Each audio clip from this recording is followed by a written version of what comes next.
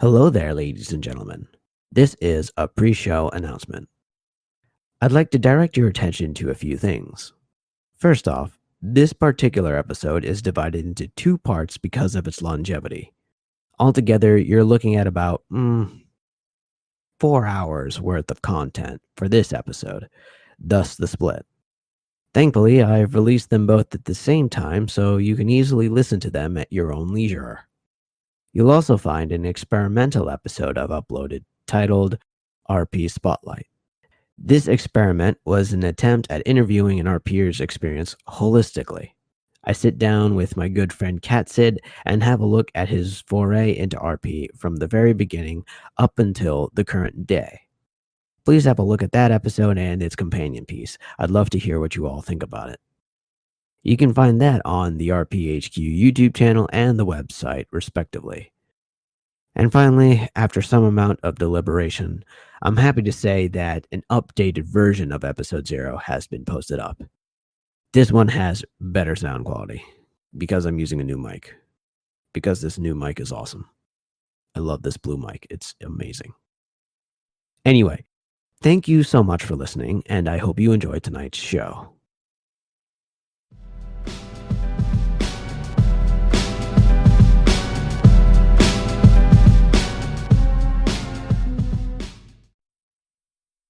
Well, hello there, ladies and gentlemen, and welcome to Elder Scrolls Spotlight, a podcast about roleplay and roleplaying inside the Elder Scrolls Online MMO-RPG.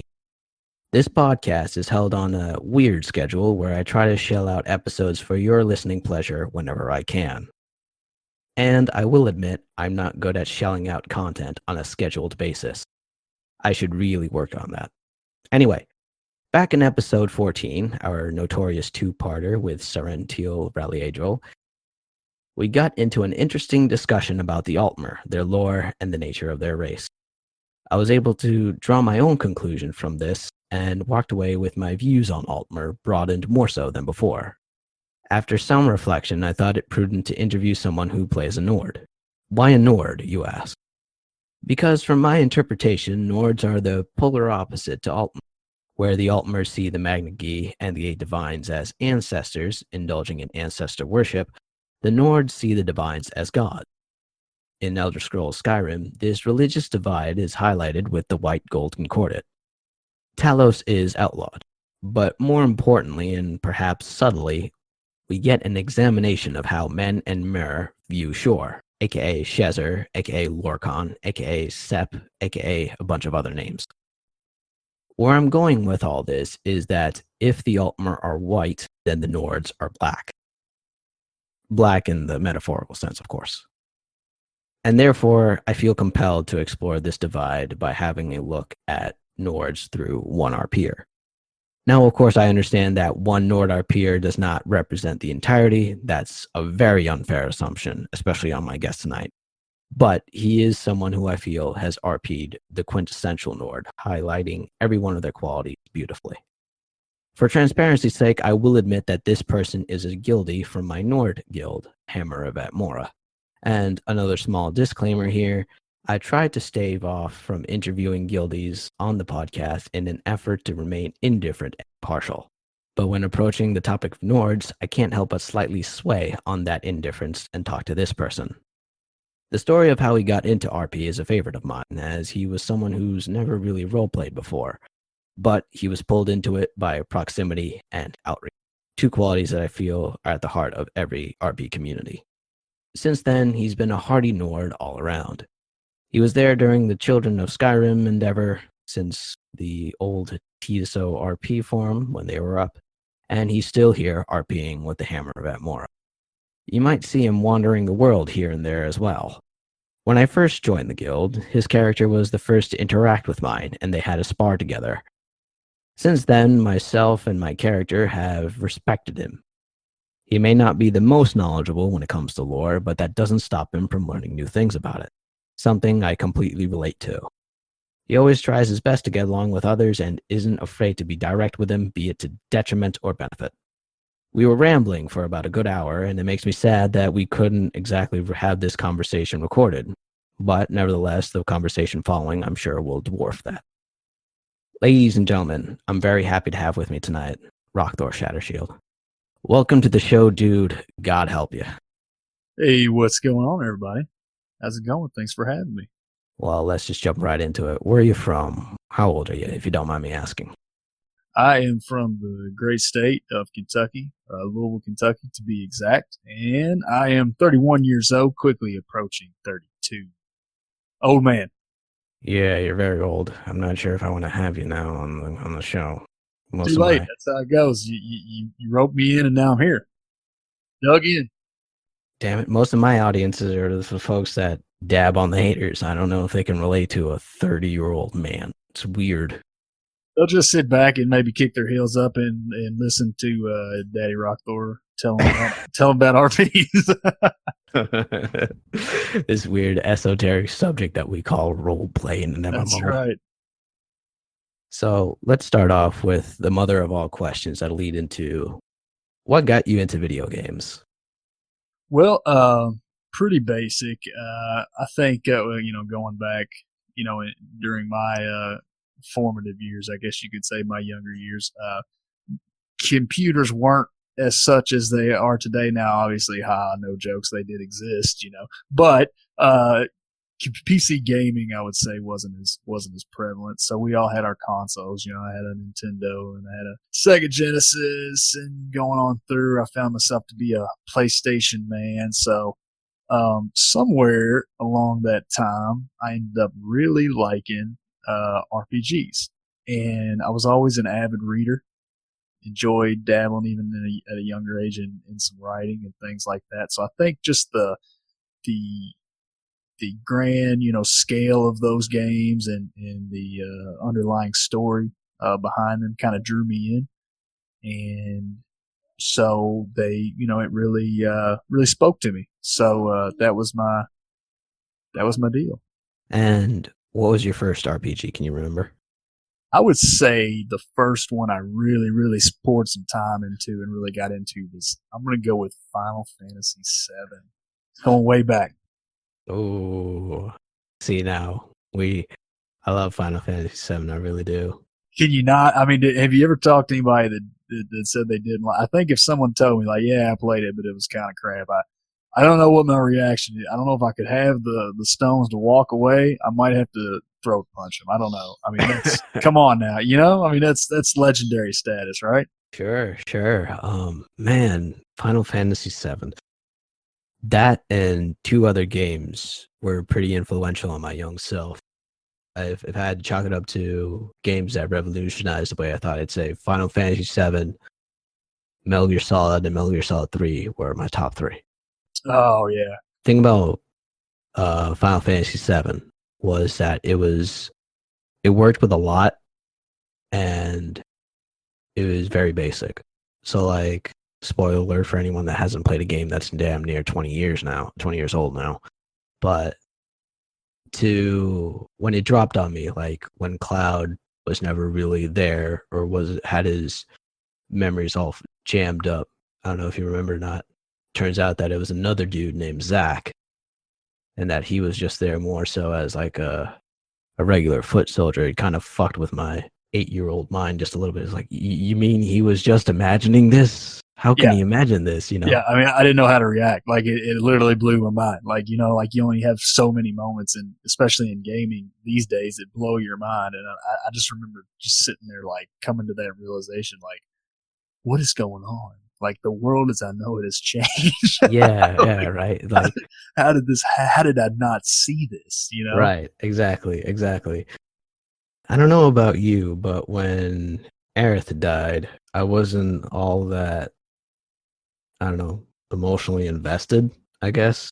Sephiroth killed him, I guess. I guess we got to go after him now because of that reason. Yeah, but that was my thing. I was I think at that time, like I said, I was still a little young, so it was like, yeah, it was probably more the thing. Like, I don't think I had her in my main party anyway, so whatever. Just let's keep exactly, going. Yeah. It was like, I don't like your limit break, so I don't use you anyway. But no, I'll tell you what. When the final boss, when I first saw Sephiroth come up on my screen, I shut off my game. And this is embarrassing to admit, but the file form just scared the living bejesus out of me. It was a little freaky, So, man. yeah. A little freaky to say the least. Yeah, I mean it was something else. And it ends up being like, thinking back now, and reading stuff or remembering, or if anybody picked it up again, it's not even that bad of a fight compared to what you can get into. Right. Some of the secret stuff, some of the ultimate weapons, you know what I mean? Some of that stuff, like, Sure. it wasn't even that bad of a fight. And you're thinking, man, when that first popped up, you're like, what? Yeah, I turned off my PS1. I was like, okay, I need a few minutes. I need a few days. I don't know. I'm kind of scared, Then what ended up happening is I got my cousin to come over. And he beat Sephiroth for me. Beat this for me. I don't have the strength. I can tell you, for me, and of course, I'm a little older than you, but different genre, but still, it was one I played, and I had that same kind of moment that I was like, I don't know if I want to keep going here. And maybe you'll remember this. Maybe some of the people will remember this. The original Resident Evil. Oh yeah. So you get in the mansion, and you know what the game's about. You've either heard what it's about, or all your friends had it. Whatever. You know what's going on. But you turn. And maybe you can remember this, or somebody will remember this. I know they will. You turn that corner after you leave that first room, and it's the first zombie you see in the entire game. Right. And he's eating that guy on the floor. Right. And then you hear that snap, like he snaps his jugular, whatever. And the blood goes out, and he does that weird head turn back at you. And then that's the scene. Yeah. The scene ends right there, and it begins again with he's standing up literally like 2 inches from you, coming right at you. Could not stand it. I mean, every time it would get me. Every single time. I would dread that. And I actually played like one of the redone versions, not, a few years back or something like that. Went right in there, and I was like, oh man, here it comes. Still got me. I was like, there it is. No, there was that one boss, I don't remember her name, but it was that little girl that they experimented on for years and years. Oh yeah, what was that? Yeah, I know what you're talking about. I don't remember her name, but like the way she cried out, "Mother!" Like the first time I heard that, I was like, "Oh no, thank you, I'm done. No, I don't want to do this anymore." Well, we've had a good run, game. I'm just gonna shut this down and throw it in the trash now. You couldn't kill her. I lost all my ammo trying to shoot her at, but she still killed me every time. I was like, "What the fuck is it? How do I beat this?" Is it amazing when you think back to those days when you actually would have that problem and you couldn't kill something? And yeah, you're like, what am I supposed to do? Cheat codes were a thing. Yeah, and you had to cheat code it, or somebody at school would be like, man, you gotta hit the button. And you're like, oh, the button, no way. Now it's like, oh wait, I'm coming up to this fight. Give me about 5 seconds. All right, Google, how do I? Yeah, but oh man, what was her name though? That's gonna bug me. I gotta Google it real quick. You're gonna have to Google that because I can't remember. Resident Evil. That was free. Girl. Resident Evil game, little girl. It's amazing though, in hindsight, when I think about how weird the tone of that series has shifted when you think about it, because it became like more action oriented. Yeah, it was. They, obviously there was survival horror, if you will, and heavy on the horror. And yeah, I mean, now you're like, grenades and submachine guns and jump in the truck. And I guess, that's the logical path. I don't know, but to me, it was a lot better when it was just scary. Yeah, exactly. And you're in a house full of zombies and tight corridors and limited ammo, and you know what I mean? Like, if you played it right without cheating, like, you couldn't even kill everything. You had to run by half the stuff. Sure. And that's the thing, though. I think that's something that the game did well, was that it wasn't all set for combat heavy stuff. You don't have much health or in that game, that they if they get to you, they will kill you. It's only a matter of time. So obviously you wouldn't have to run into those words, they fail me, into those zombies, right? Right. And what was it? What was the one a little bit after that? Was it like a 4 maybe, where Leon comes back and he's on that? I can't even remember. It's been so long. It didn't stick with. Oh yeah, you talking about 4, where he's like protecting the president's daughter or whatever. Yeah. See, now they kind of jumped back into that because you had some. But I mean, I feel like they kind of, because remember now they could run at you, and it was like Right, They're right, coming right. at you 100 miles an hour, and they had that over-the-shoulder camera deal for the first time, and it was like, man, scary is back here. I think we didn't really see Leon in Resident Evil 3, but I was happy that they brought him in Resident Evil 4, because in Resident Evil 4, that's when I went back and played number 2. But I heard that they're remaking Resident Evil 2 now, which is interesting. They're also remaking Final Fantasy 7, which I'm very, very interested in seeing. They've been talking about wanting to do that ever since. I know they've been talking about that. I was trying to follow it for a while, and you know how that goes. And they'd stop talking about it, and you're like, is this ever going to happen? And you lose Exactly. interest. But that would be something. Right. But they were talking about remaking Final Fantasy 7 back when they came out with this CGI movie called Advent Children. Something supposed to be like Solid. Yep. And I don't know, it was kind of a weird movie to watch. A lot It more. kind of was. It was kind of like they, you got what they were going with. It's like they were kind of trying to tell an original story, but they're also kind of trying to cash in on the, all those memories and feels from 7 that we all had. And it was like, I don't know.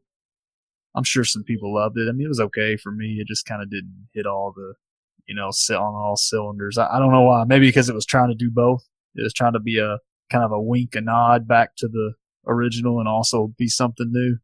I agree. And maybe that's what it was, is that it was a nostalgia grab, but with some substance behind it.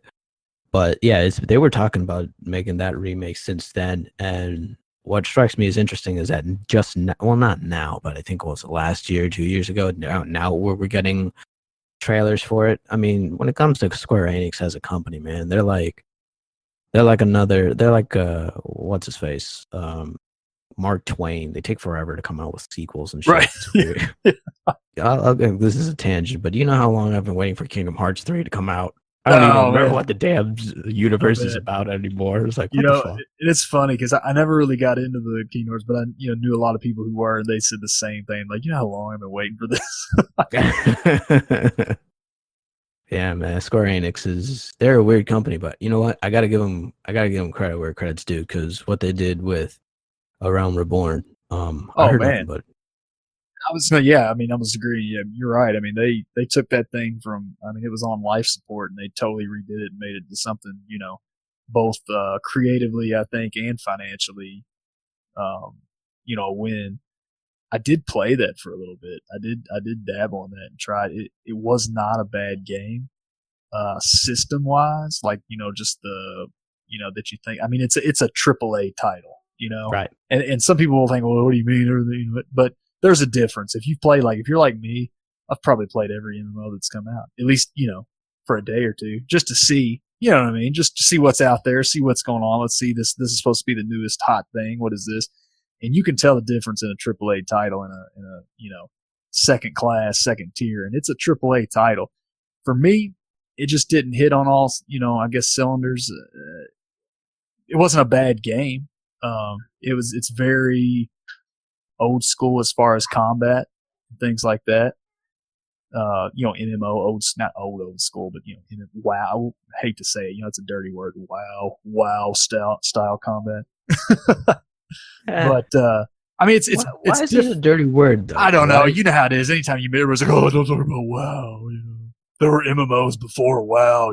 I know, guys. I know. I get it. But, that's just kind of the one you go to when you're talking about this kind of the generic bar of skills and cooldowns and all that kind of thing. Oh, okay. I found the little girl. Her name was Lisa Trevor. Yeah, there we go. That's right. And then the final boss was, when you were trying to fight her, was in the catacombs. And what ends up happening is that you drop a boulder on her, because when she gets close to her mother's coffin. That's right. Like, you open up the coffin, it's supposed to, like she can smell her mom. She's like, "Mother," and runs over, and then you drop a boulder on her, she dies. It's like, takes a fucking boulder. Never mind the massive amounts of ammo. Good riddance. Like, no more of this. I can't listen to you anymore. No, you know what? Resident Evil shares a common point with Elder Scrolls, now that I think about it, in that they got their lore text all spread out in little files that you can, right? Same thing with Elder Scrolls, now that I think about it. It's interesting. Huh. I wonder which came first. Here's an interesting thing for you. Was it 2? Resident Evil 2? How in the world? Now somebody's gonna maybe find this offensive. I don't know. I don't care. How in the world did they get by with putting an Asian character named Ada Wong? Is that not the most terrible name? I don't know. Ada Wong. I don't never know. looked at it like that. Now it's all you're gonna think about. Yeah, it's like Ada Wong. So Her name was Ada Wong. Well, for me, it's like, so what? Like, well, yeah. But I mean, it's like, I don't know. I feel like nowadays that name would be, you know what I mean? yeah, like the Tumblr rights and the Pinterest folks, they'd be like all up in arms, especially Twitter and shit. I totally get what you're saying. Hell no, like Ada Wong. But no, Ada Wong for is interesting. She's like if I were to look at it with a historian mindset, she's like a prototype female badass back in the day when absolutely she's mostly dominated by what's her face, Lara Croft. I think about it. That's true. And you're running around down there and you're not seeing much. Well, I mean, you had Claire Redfield, on the other half of the disc or whatever you want to call it. But she didn't come until what? Was she there? Yeah, she was 2. Remember you did the split story kind of thing. Oh yeah, that's right. Oh, what am I talking about? Oh. And she was tough, but she was more playing up to the general, generic stereotype of like, I'm just a girl and I'm scared and I'm just trying to make the best of it, but then I'm going to be bad. But Ada Wong shows up and she's like, hello, I'm pretty badass already. Her character reminds me of that female character, which I can't remember her name, but it was from like a 1990s movie back when it was the dude that did can't remember. I think it was the dude that did Fifth Element, but Luc Besson, that's his name. Luc Besson made this movie called Nikita, and that movie, and for any of the movie buffs out there, typified like the modern femme fatale, the deadly assassin and stuff. I think Red Sparrow, actually, if that's the Jennifer Lawrence movie. Yeah. Yeah, they almost copied that movie for beat, which is interesting now that I think about it. But yeah, and Ada Wong seems to be also a straight rip from that movie as well. She's this deadly beautiful assassin with a tragic past, and you can't trust her. And Leon, like an idiot, trusts her from time to time, and that never helps. That never ends well. You think he'd learn, but he doesn't learn. Nope, never. But yeah. Oh boy, going from that huge nostalgia trip. What is your first video game? Can you remember that? First video game. I think my first ever video game was it called just Super Mario Brothers? Was the first Mario called that? Super Mario Brothers? The Super Mario Brothers, was that the one where you're jumping from... you're talking about your princesses in another castle? Yes. Yeah, I think that's Super Mario. Super Mario Brothers is... Yeah, Super Mario Brothers is another game, but this was just Super Mario. Yeah, I remember playing that at a very young age and just like going through levels ad nauseum. And man, I just remember the stress that caused my young heart trying to jump on platforms and not die. And like there was no save feature. Like that didn't exist then.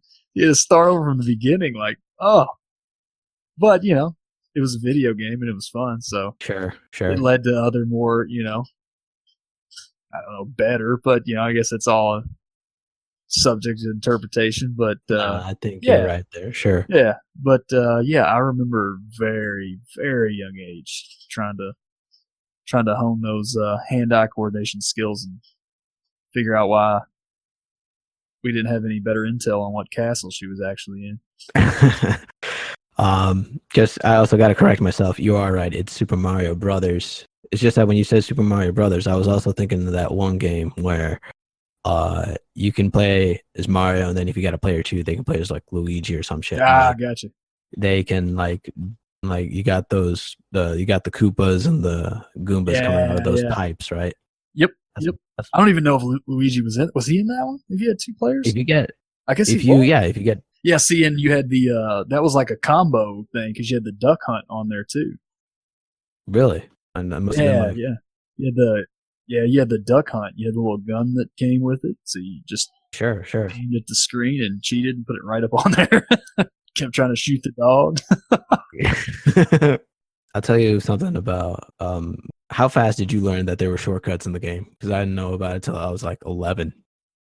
Oh no, I didn't know about it until probably a few years ago when I watched somebody do like these speed run things.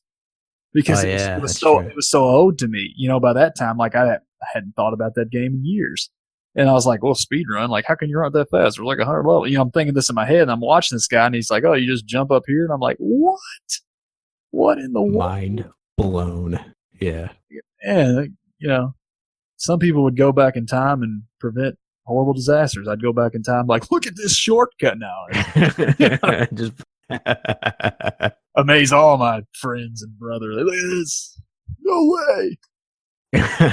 No, I remember the one thing about Super Mario that I'm sure that folks can relate to, and is what freaked me out, I think, like around World 5 or World 6, like when you start fighting Bowser, and he starts throwing those hammers at you, right? Because usually you just wait for him to jump and you run under him, but now he's got those hammers thrown at you. Yeah, you're like, what's this now? You're adding a whole other layer. I wasn't warned of this. Like, what's going on?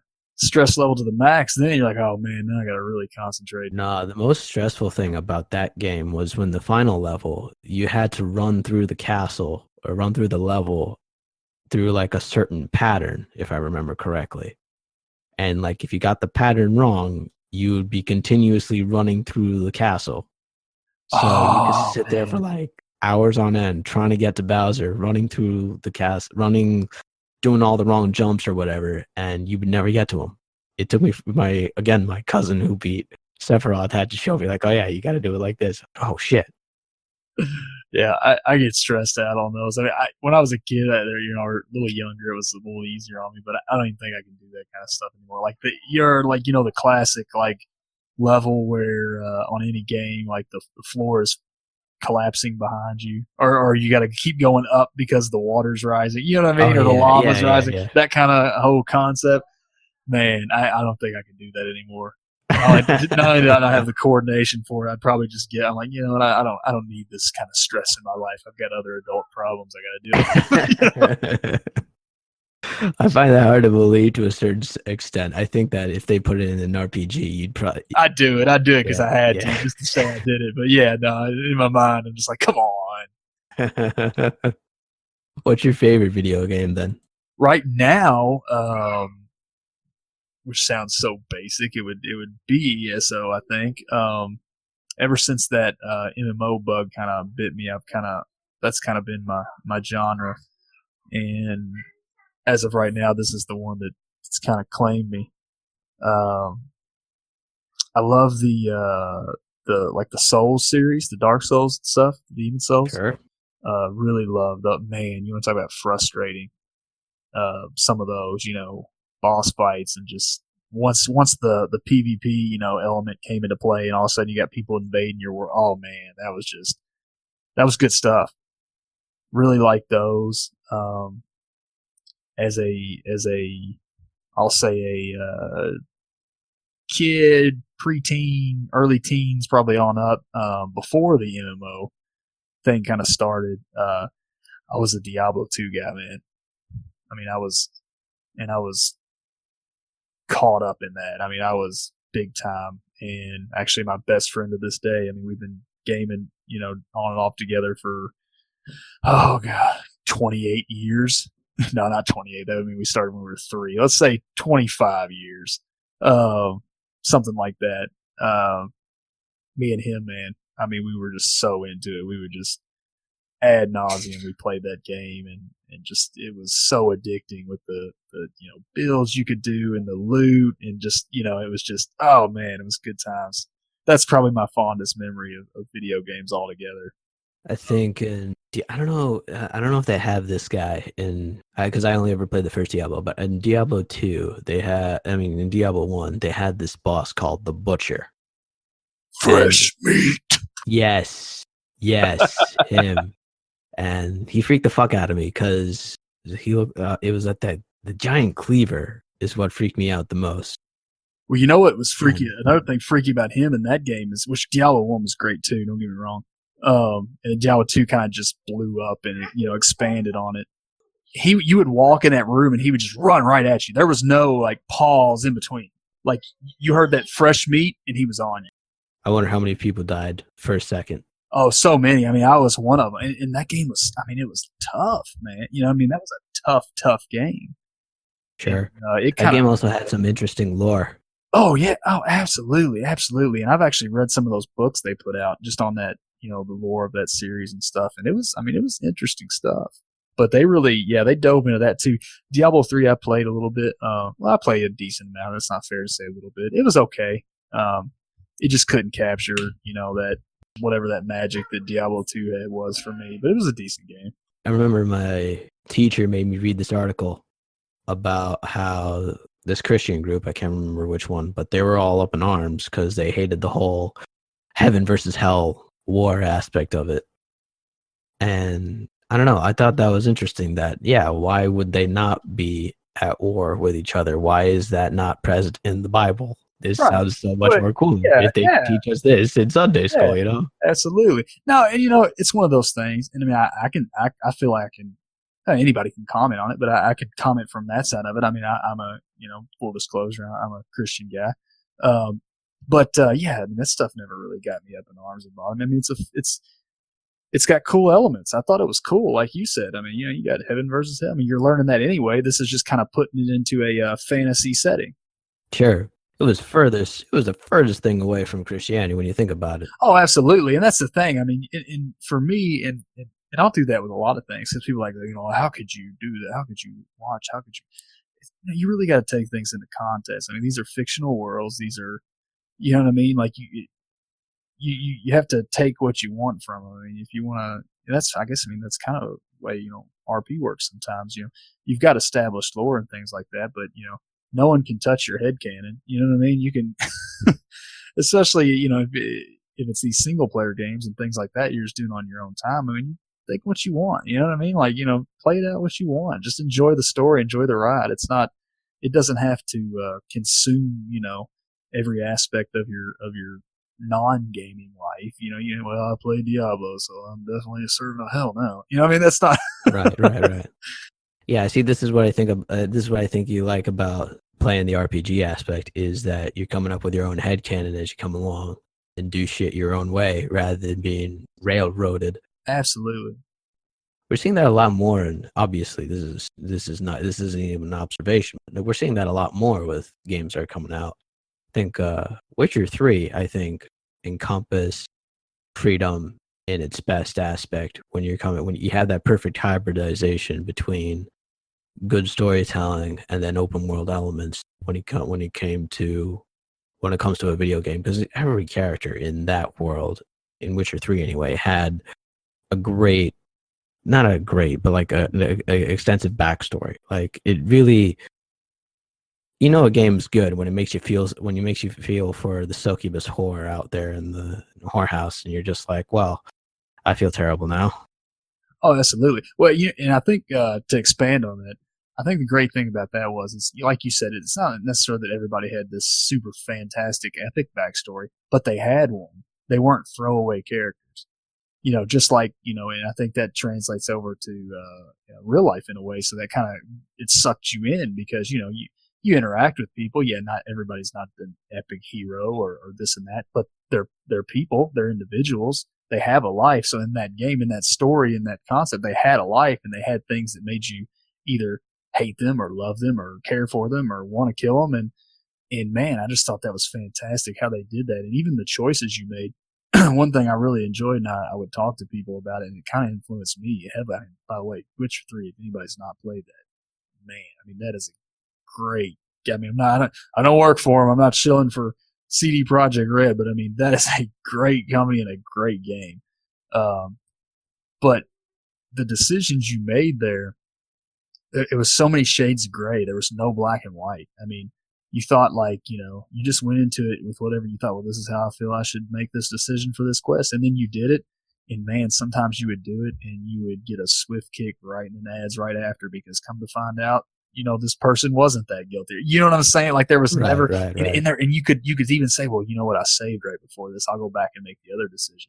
So you could go back and make the other decision, and it turns out, well, guess what? They weren't that guilty, but because you made that decision, 15 other people just died. You know what I'm saying? Like there was, it did this, like there were always consequences. That there was no just solid, and even ESO suffers from that, and MMOs kind of do sometimes, but because you have to kind of get on with it. The story sometimes is secondary to the happenings of what's going on, but you don't see that a lot where the choice you make is not only meaningful, it's there are consequences to both sides. Usually you just see the concept like, you made the right choice, the good guys have won, and this is what's happening to the bad guys, let's all laugh at them because they're bad. Right. It's one of those games where you see like, well, you made this choice and you decided this guy was bad, and according to you he was, so maybe he is, now he's dead, but now all these other people are dead too. However you feel about it, that's what happened. You know what I mean? Like it was gripping, I guess is a good word. It's gripping. I think that you're saying all that, and it makes me think of Mass Effect 2, and then in its entirety, BioWare as a video game company, right? Like if we were to compare CD Projekt Red and BioWare side by side, I think, well, no, let's do this. If we were to compare BioWare, CD Projekt Red, and then Bethesda side by side, I think they all try to do the same thing, where they try to make sure that your choices count in the world. But if I were to look at, say, BioWare, they lean more towards the story-heavy aspects of it, where they'll try to have, backstory to every character and try to make it every immersive as possible. But I never got that feeling. But their world is very lore-intensive. There's a whole bunch of shit in Mass Effect that I'm still discovering to this day. When I look at, say, Bethesda, if we look at Fallout or Elder Scrolls or whatever else have you, or the new space game that's coming up, that's very environment intensive, right? Like you learn about the world by exploring the environment. That's been Bethesda's golden formula since inception. But CD Projekt Red, they got that down on lock. They struck well with both characters and environment. I don't know if that makes sense or not.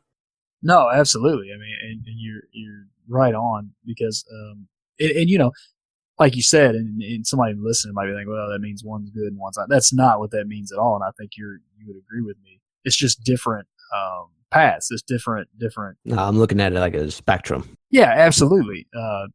Because I mean, I love ESO. I love the single player Elder Scrolls. When the next one comes out, I'm going to be hopping on that. I'm going to chill out for it immediately. Because they're great. They're fantastic. I'm calling it now, though. The next ESO is not coming out till 2/22/22. It's the next single player, the Elder Scrolls.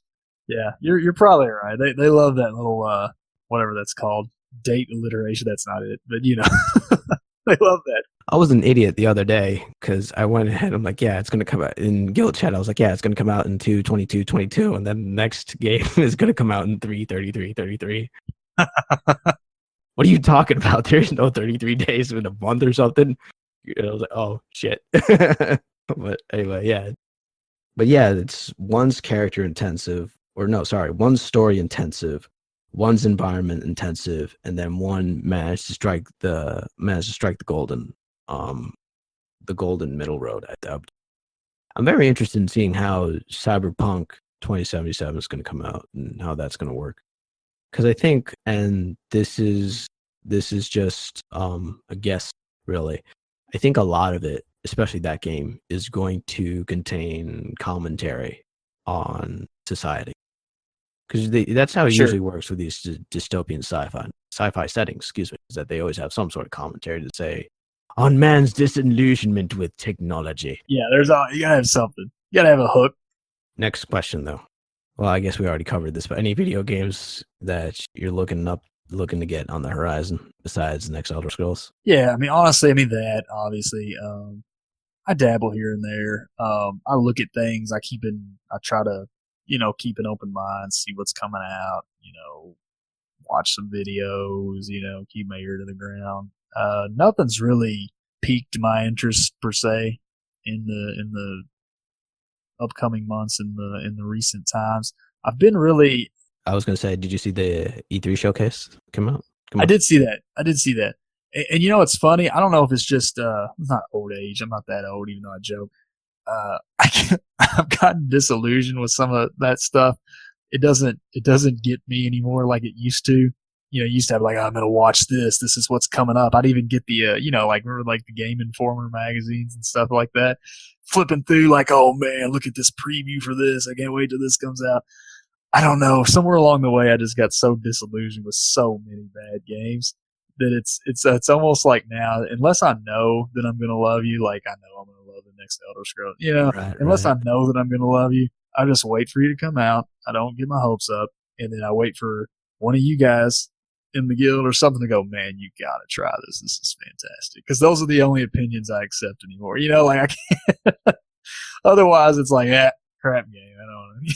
I've been burned. It's like it's not like I've been burned, but you know, you go on these things and it's like, oh, you know, like you could go right now on YouTube, whatever, any type of and just look at comments for, you know, trailers for these new games coming out and stuff like that, and you'll find 90% of the people, you know, oh, this is going to be the greatest thing. This is going to kill every other game. Not only that, but like the trailers are all done the same way when you think about it. Yes, they are. Yes, it's like you have the Hans Zimmer music coming in with the intro, and then it cuts to some dude, and then it's got the female voiceover like, "You're our only hope," or something of that. It's a formula, and they know, you know, it works. But yeah, man, I'm just over it because like, you know, I'll see that, and you could read the comments, and everybody's saying the same thing. Like, you know, how many times?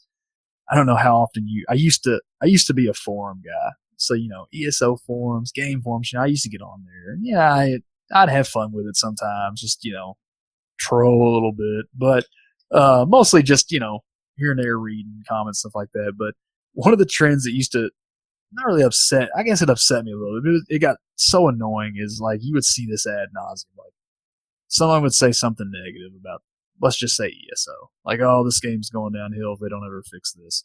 And then the next 3 comments would be like, well, it's going to be dead anyway once insert generic game name here comes out, because that's where we're all moving to, because it's the next greatest thing.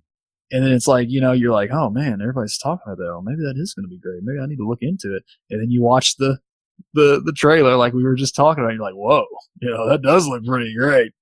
And then the game, you know, opens with a thud, and then you're back where you were. You know, it's like rinse and repeat. And so now, you know, I just kind of, you know, I'm not hating on any other games. You know, I hope they do well and they're great, because you can't play the same thing all the time. But one thing, you know, I keep saying this, but one thing I learned, I think, as I got older in gaming is what really makes it for me is and I think it's why I like the MMOs, are the people that really make it for me. Like I said, I've played every MMO that's ever come out. I would at least a little bit just to dabble, see what it was all about.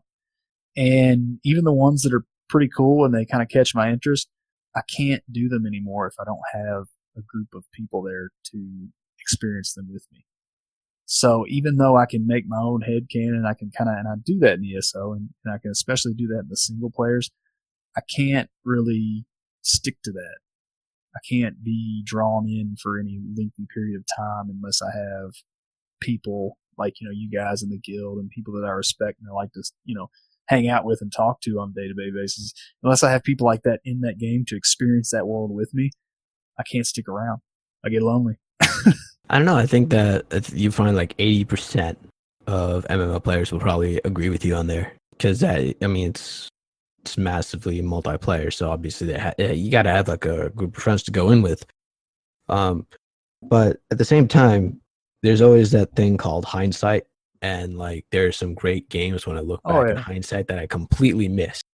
Like the other day on Steam, I just bought Senua's Sacrifice. I heard about it before, but I never really picked it up, and then I decided, all right, I'd like to get it.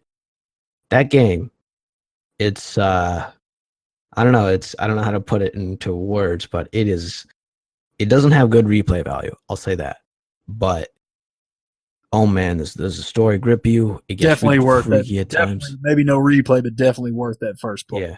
Yeah, for sure. Have you played Senua's Sacrifice? I have not. I read a lengthy thing on it one time, which kind of explained the underlying concepts of it, which I found to be frankly fascinating. It was. Another game that also I've looked at in hindsight is Bloodborne. Same dudes who made. I have played that. I don't know. What do you think? Dark Souls or Bloodborne? If you had to choose between them. Dark Souls. Dark Souls. Yeah, and I don't know. Maybe I'm biased. I don't know if you remember way back in the day before Dark Souls, there was Demon Souls. Right. And so that's where I started. And I mean, Bloodborne was okay. I don't know. It just didn't, I can't really pinpoint or point out, something really that made me write, oh, this is definitely not, Dark Souls. It was a decent game. It didn't, I don't know. It didn't resonate with me like the Demon Souls and the Dark Souls. Right. It's just different. It wasn't bad. It was just different. Yeah, I don't know. I liked Bloodborne just a little bit better. I thought, obviously there's going to be a lot of similarities within environments, but I don't know. When it comes to Bloodborne, it strikes me as interesting because a lot of it is supposed to be geared towards just, I don't know how to explain it. The world in Dark Souls and Bloodborne, they tell themselves or they talk about themselves. It's just up to you to do the research, if that makes sense. And if you don't do the research, you're just lost because they make no sense. Exactly. And they do this interestingly. So, I mean, they employ, they do some old school tactics, like, if you look at a piece of gear or something like the Onion Knight, if you think about, you got to look at the gear to get like some backstory on stuff and find out some little insights you normally wouldn't have. Right. And I can't remember, but at one point in Bloodborne, there's like this little girl who is like, she's like, you don't really see her. You see her silhouette in the house, right? I don't know if you remember this, but like she's asking you what became of her family. You got to do a little bit of detective work, and that stuck with me because like you learn that her entire family is essentially just gone. Yes. Then like you try to clear the way for her, and you're like trying to say like. You try to have her go through the sewers or something like that, like at the end of the quest, and you find out that you actually sent her to her death because you were trying to get her to evacuate from that place because it's just infested. And she got, I can't remember the exact thing because a few weeks, but like you sent her to her death and she got devoured by rats. So like when I thought about the quest in and of itself, I thought like, well, what do I do? Do I just have her stay in the house for all eternity, or do you actually have to choose and send her out and send her to her death? What do you do? I don't know what to do. Choices. Yeah. Anyway, moving right along. Next organic question on the list to tick off. How'd you get into MMOs since you played a lot of them? Yes, I would say college. I found myself with some free time, and a little game came out. So first of all, I totally missed the whole World of Warcraft craze. Totally missed it, 100%. Didn't miss it like I knew about it, but was just not into it at the time. Had a lot going on. I was at that weird when it came out. When did that come out? Was it like 04? Yeah, it was around 2004. Something like that. So 04, I graduated high school in 05. So 04, I was worried about graduating and working a job all the time, saving up for college, stuff like that. So I had a little bit of gaming time, but not, MMO, World of Warcraft gaming type of time. Right. So I just never picked it up, never got into it. Well, I got into college. That first year I had a decent amount of free time and picked up a game called Guild Wars. Oh, all right. Yeah. You're going to get a lot of ears perked up there. All right. Picked up a game called Guild Wars, and man, I'm telling you, me and a friend, same friend I always play with, we got it, downloaded it, not knowing, thinking, well, people say WoW is good. This looks like a less cartoony WoW, like this is probably pretty cool. Man, I'm telling you, downloaded it, sat there in my dorm, got done with class for the day, did some home, whatever, did everything I could not to just fire it up, just waiting, like, it's probably nothing. Fired it up, and man, I was hooked. I mean, it got me. I mean, every aspect of it. I was like, man, this, just the vastness, of the world, and the fact that there were people, in it, and they were on the chat, and like, oh, somebody help me with it, what I mean? And then, and one thing I will say, as old as the game is, I'm telling you, sometimes I'll see it. Like I don't even have the game anymore. It's been so long, and I'll see it pop up every now and then, like all the expansions and the original of it. I'll see it like pop up on Steam sometimes. It's still on there, and I'm telling you, man, in my head I'll think, brother, if I knew like 5 people that like, hey, if you get this, we'll play through it with you again, I would probably do it. Guild Wars, to me, man, that, I mean, obviously, it's dated, you could say, but man, that story was so good. I mean, just, I don't even say the writing of it, because there wasn't, huge amounts of like, background lore dialogue, but man, it was just such a, like the setting of it was so great. Like it was to me, it was so gripping and it was so meaningful that by the time, like when Guild Wars 2 came out, like I was so excited and I was immediately disappointed. And I will tell you this right now, like, and I don't mean to be a hater because I know it's a great game. A lot of people play it. Like I am just a negative Nancy, whatever you want to say about Guild Wars 2. Like I just did not like the game. I played it. I tried. I stuck with it for over a year. And even came back when I was like, well, things have changed. They got this new expansion. Like I tried it again and just could not make myself play it. Like it just did not have it for me. But I don't know. Well, the thing about Guild Wars is that it's got its own dedicated community. It definitely does. It definitely does. Like I don't know if you ever heard of him, Wooden Potatoes. He's a guy on YouTube that shells out videos about Guild Wars 2 daily, not daily, but weekly. And he's just one amongst the crowd when you think about it, because when you play with those folks in Guild Wars 2, they're really deep into it. And I'll tell you, like I gave it a good shot. I did. I mean, I did everything max level, max level all the crafting. The last thing I did there, I was working on a legendary weapon, which I don't know if you've ever. I don't know if it's easier now, but at the time, like there's nothing you can do in ESO. No achievement, no anything. Even the fishing achievement, let's say that, the whatever.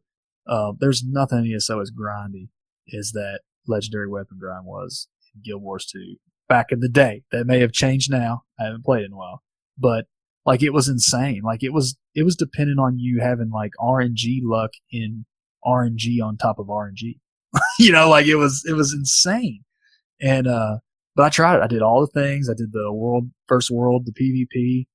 And throughout it all, I just could not get over the fact, like to me, and people will disagree, and that's fine. It's just one man's opinion. But to me, the story wasn't as good, even with the little living world. And they would, keep doing these little mini updates and stuff like that. The story wasn't as good. Half of it didn't make sense to me. The combat was okay. I thought that was decent. The gear and the skills and stuff like that, I thought were totally a waste of time. Because you could do these events, like you had these world bosses and you had these, you had these dungeons, but they got away, they said, well, we're doing away with the Holy Trinity. There's no tank and healer and this and that. And everybody has all those skills and everybody does their difference. Just, everybody's doing their own thing, but it's different classes and stuff like that. And to me, that was terrible. Right. I mean, you were just tagging it. Like, I used to make the joke that you could go to the world boss and you could tag him a couple times so that it registered you did damage, and then you could slash dance the rest of the time and let everybody finish it, and you would get the same reward. Right. Now, see, I'm not going to defend Guild Wars 2, actually. I hate Guild Wars 2. I hate Guild Wars 2 as well, but see, I remember when I was in Lion's Arch, the first time I saw like a legendary weapon, right? It was, I don't know if you remember what it's called. It's called Eternity. That means that means they went all in and they combined Dusk and Dawn, right? Yeah. And it was a pretty badass looking sword, I'm not gonna lie. And it's I awesome. sit there, like whispered the dude, I'm like, hey, how do you get this? And it's like, it's a legendary weapon. I'm like, what's a legendary weapon? He was like, well, you got to do something with precursor weapon. I'm like, the fuck's a precursor weapon? He talks to me about the Mystic Forge and everything. I just got lost. I was like, what? Well, that's the thing. And I mean, I was playing it from day one. I was beta testing that game. I had all the invites. I was there at the pre-launch, the special head start. Like I knew everything about it because I was that much of a fan of Guild Wars 1 that I was so excited for Guild Wars 2. And it made me mad. Like I couldn't stand it. And I knew everything. I was the guy explaining to you and I hated it. You know what I mean? Like it was like, this is the stupidest thing ever. like I could get some of the achievements. Like you had to have the entire world explored 100%, which was no easy task. Sure. And then you had to have so many PvP kills. You know, it was just a million different little things. But I think that the worst thing of it, you know, you had to have these RNG, like the precursors, like they got, you know, and the only way to get those was to buy them off the market for a sum of gold that you could only feasibly get by buying little gems and then, you know, basically selling them on the gem market. Yeah, so basically you either pay to win to buy that precursor, or you waste more money than anybody could legitimately farm in a lifetime to hopefully get lucky throwing these 4 rare swords or whatever in the Mystic Forge and the precursor pops out. Right. And it was like, that's not cool. You know, it's like you got these. I mean, I get it, it's legendary. It should be hard, but it should be hard based on the things that you can, you know, you can feasibly do that you have control over. I don't mind difficulty, like, well, you got to beat these dungeons on hard mode, or you got to beat. That's cool. I think that's great. You know, to have that challenge. Never should something like that be like, well, let's hope you get lucky. I'm a very, you know, everybody. I don't think anybody likes RNG, but I'm just a huge opponent of that. Like, I mean, it's just I feel like it takes all, because you know, even if you achieve that, you know, it kind of leaves a stain on your achievement. Like, you know, like, oh, I got the legend, or I got this or that. And you're like, well, good job, you got lucky. So what? Right. You know what I mean? Like, you didn't do anything, you just got lucky. You know, so even when the RNG's on your side, you really don't get any of the accolades because it's like, well, good job, I'm better than you, and I did all those things, but I didn't get lucky. So you'd rather be based on skill and shit and time put in rather than just Absolutely. I don't think everything has to be, you know, the and see, that's why I like the little mix. And I think ESO does a pretty decent job of that. Like, you know, yeah, you might not get this because you don't have the skill to do the, you know, all the hard mode achievements on the dungeon or whatever. But there's also some really cool things that maybe that guy will never get because he doesn't put the time in that you did fishing. Now you right. you know what I mean? Like a good mix is always well, but at least you know, hey, if I really wanted that, you know, I've got this time, I got these achievements that I got because I have all this time. You know what I'm going to do? I'm going to grind some good gear. I'm going to sit down. I'm going to practice. I'm going to get a guild or whatever, and I'm going to get that skill achievement. You have that option. Not let me piss away all these things I earned and hopefully I get lucky. But there is the possibility that I might not. You know, and that was the thing, and that was funny with Guild Wars. There were people who had been trying for that since the beginning, and they were some of the best players in the game. They played all the time. They never got it. You know, and how's that fair? They just never got lucky. They play more than anybody, and they never got lucky. You know, it's like, come on. Sure. At the flip side, I'm just playing devil's advocate when I say this. I'm against RNG as much as you are. Well, yeah, much as you are. But I'm just playing devil's advocate when I say this. But the thing about RNG and the thing about chance and concept anyway is that it's fair. What you can't, it's like what Two-Face says in Rise and Batman, right? Like you can't argue with chance because chance doesn't discriminate.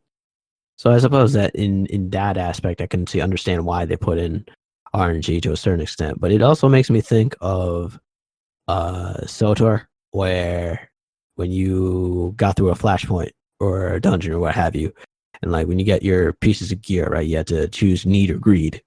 And even then, that was also RNG. Right. Yeah. And like you always get that one asshole who needs everything. Yeah. See, what was it? He just wanted to. Yeah. Final Fantasy Realm Reborn. That it had kind of the same thing, like the need or greed and all that. But like you said, like you're like, man, I really need that, and everybody else in the group agrees. Like, oh, that's a tank item. Like that's yours. And then the other asshole clicks it. It's like, why? Well, I've got this other character. It's like, come on, man. Like, you know what I mean? Like, it should be restricted to us here. You know, the guys here running this. We're running it for the gear. Don't run it for your. Well, it's for my other. Well, if it's for the other guy, you should brought the other guy. You know, like. I'll tell you what, though, when it comes to Guild Wars 2, one thing that I do appreciate over Guild Wars 1 anyway is the inclusion of more races. I mean, that's pretty cool. Yeah, I mean, I liked it. I always thought that the races in Guild Wars 2 were Guild Wars, excuse me, were infinitely fascinating. Can't help but. We just had you just had humans, really. I mean, it's, you know, you were survivor of the, you know, what was it, the searing?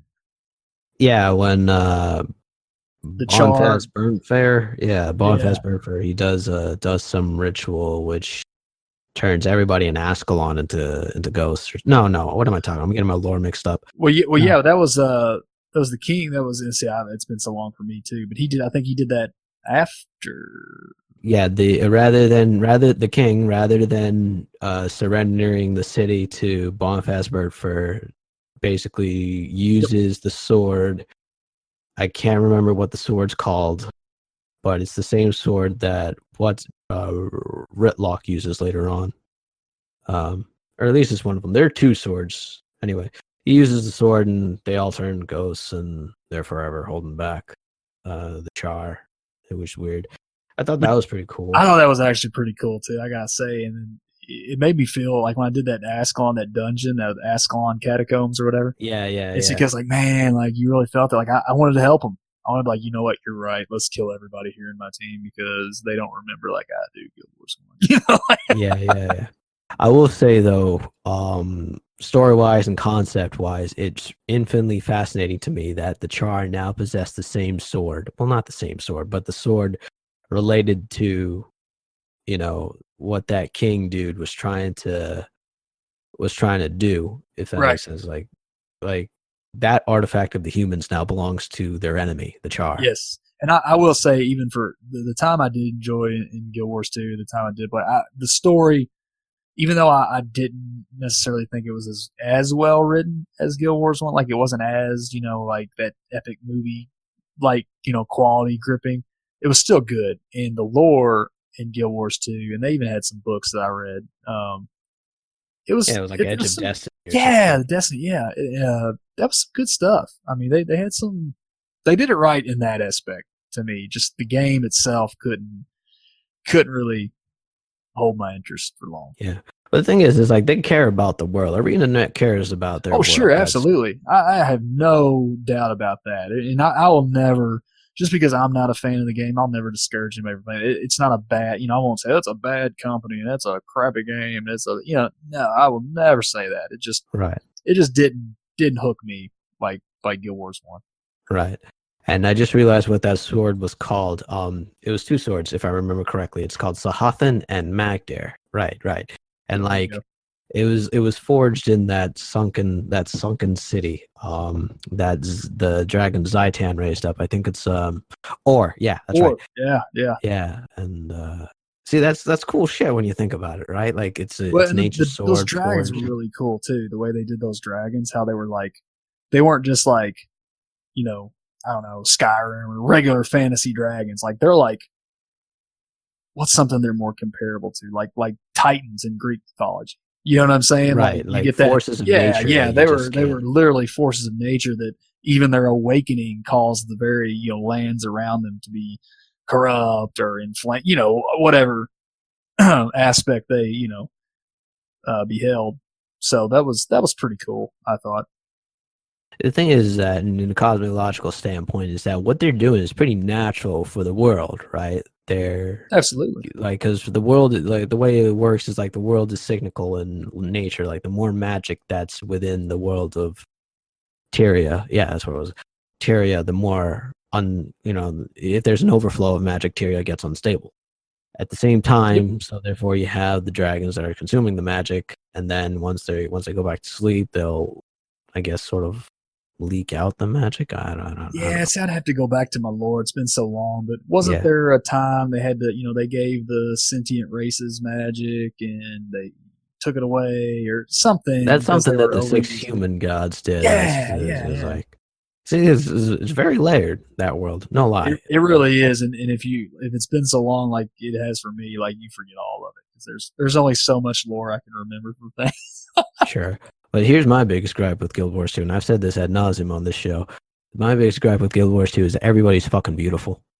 Everybody like all the girls. I mean, yeah, they're all the same person, but they all look like the guys look like Ken dolls, and the girls are like plastic Barbie models. And it was an odd choice for them. It's like you said, it's very, it's almost, I don't know, like I guess like an Eastern influence. Is that fair to say? I don't know. I guess you could say that. Yeah, there is how they kind of do that. even if they don't look Asian, they have that. And I'm not being derogatory, of course. It's just a thing, thing they're into. It's a style. Like Final Fantasy, same thing. Like everybody kind of looks. They have that model look. Well, I mean, here's the thing. The thing about Asian MMOs is that they're amazing when it comes to beautiful character design. They're amazing, hands down. The Asian MMO developers, they know how to create good looking shit. Yep. It's just that for a guy like me, I like ruggedness. I like things that are intentionally scarred or shit that looks messy. A guy missing one eye, for example, a burnt half face, or an option to do that. That's great. You did not see that in any of the players or anything like that. Even during the RPers, everybody was like so beautiful and misunderstood. Yep. And some of them were chronomancer nobles that were struggling to walk amongst the people, barefoot in the streets to be understood, or some shit like that. Yeah, and that gets old really fast. It does. But that's just an extreme example to illustrate a point. And I think that's possibly what it is that may have pushed a large number, not just me, but a large number of people away from the world, was that the world itself it's beautiful. It tries to paint flaws, but it's not gritty enough. It's too suspended in the suspension of disbelief. I don't know if that makes sense. And I think you actually might have hit it right on the head. For me, even I never really, I guess, thought about that before, but I do remember thinking at some point, like, I don't want to be in this game anymore because this game feels like a dress-up simulator. Like, this game feels like a bunch of us pretty people running around trying to look the prettiest. Exactly. And that's it. Like, there was nothing like the dungeon runs that was the other aspect. The combat was great, but I felt like the dungeons and the world boss, whatever else, it was all superficial, because as long as you timed your dodges, there were no other mechanics. Mm-hmm. Because you just had everybody did the same thing. PvP was fun as hell, though. PvP was fun. I will say that PvP was fun. I can remember the world PvP, like, slotting the skills just right, and then like killing 3 people, and then here comes the Zerg, and just using that speed boost and running. And I don't have them anymore, but I remember taking some screenshots from like the behind angle of my face and just running, and like over the hill you see 1,000 people coming at you. It makes me think of that one Pirates of the Caribbean scene. Yes, exactly. That's like exactly Jack how it was. The cannibals chasing after. That's exactly how it was. Yeah. But and for some reason it didn't lag. Do you ever remember lagging in PvP there? I don't ever remember it. Not really. No, I always thought it was pretty smooth. I mean, ESO every now and then I get some issues. Now, granted, it's the scale of what they're trying to do there is a little different, but I just never remember having. It was one thing I do remember. I never remember lagging in PvP on Guild Wars 2. So I don't know. I don't know. Okay, well, moving on from Guild Wars 2, and I guess that's even though this is an Elder Scrolls oriented podcast. Yes, you got to get into everything. Give like people what they want. Fucking hang on. What other MMOs have you played though? I'm curious. I have, even though I missed the the heyday, I guess you could say, I did play some WoW just to try it out. I think hasn't Battle for Azeroth come out now? I'm pretty sure that's been. I don't know. I mean, I know some people were really waiting on it. I wasn't one of them, obviously, because I haven't played it in so long. But like, to give you an example, I probably started the first time I downloaded and logged into WoW and made a character was maybe 2014. So obviously, like, way late in the 10 years later. yeah. So anyway, and it was like, hey, I got a little bit of free time. Let me, I got ESO in the back, but let me, or 15, whatever it was. And I was like, let me dabble. Let me see what this is like. And for me, the funny thing is I always liked the lore and, the story around Warcraft. And even though I never played the game, I kind of kept up with it because I played, the RTSs in the series. Sure. I played all those. So, I love the story. I like the characters and the lore. I just never played the game. But, I kind of kept up with what was going on. And so I was like, you know what? I'm going to finally, because someone told me, well, you can just play it now. You can solo all the raids, the old stuff, just to see the story. And I was like, I'm going to try that out. And so I did. And it was okay. There's nothing that I would have stuck with. I mean, I got up to, I think I played during was it Warlords of Draenor or something? Yeah. Right. And I got to, which I think it was kind of funny because I'd never played. Yeah, obviously I was a gamer, or whatever, MMOs, but I never played the game before. And I think I was playing it 3 weeks, maybe a month. I mean, I had like whatever at the time the best raid gear was or something. I mean, I found it to be pretty easy and inviting as far as that goes. But I got what I wanted out of it. I got through all the, the Lich King and all that stuff and all the little areas that I remembered, and it satisfied that need to, I guess, go back and take a little peek at what I never got into back in the day. Right. And other than that, I played Final Fantasy Realm Reborn a little bit. Pretty cool game. Like I said, AAA title. Nothing really too negative to say about it.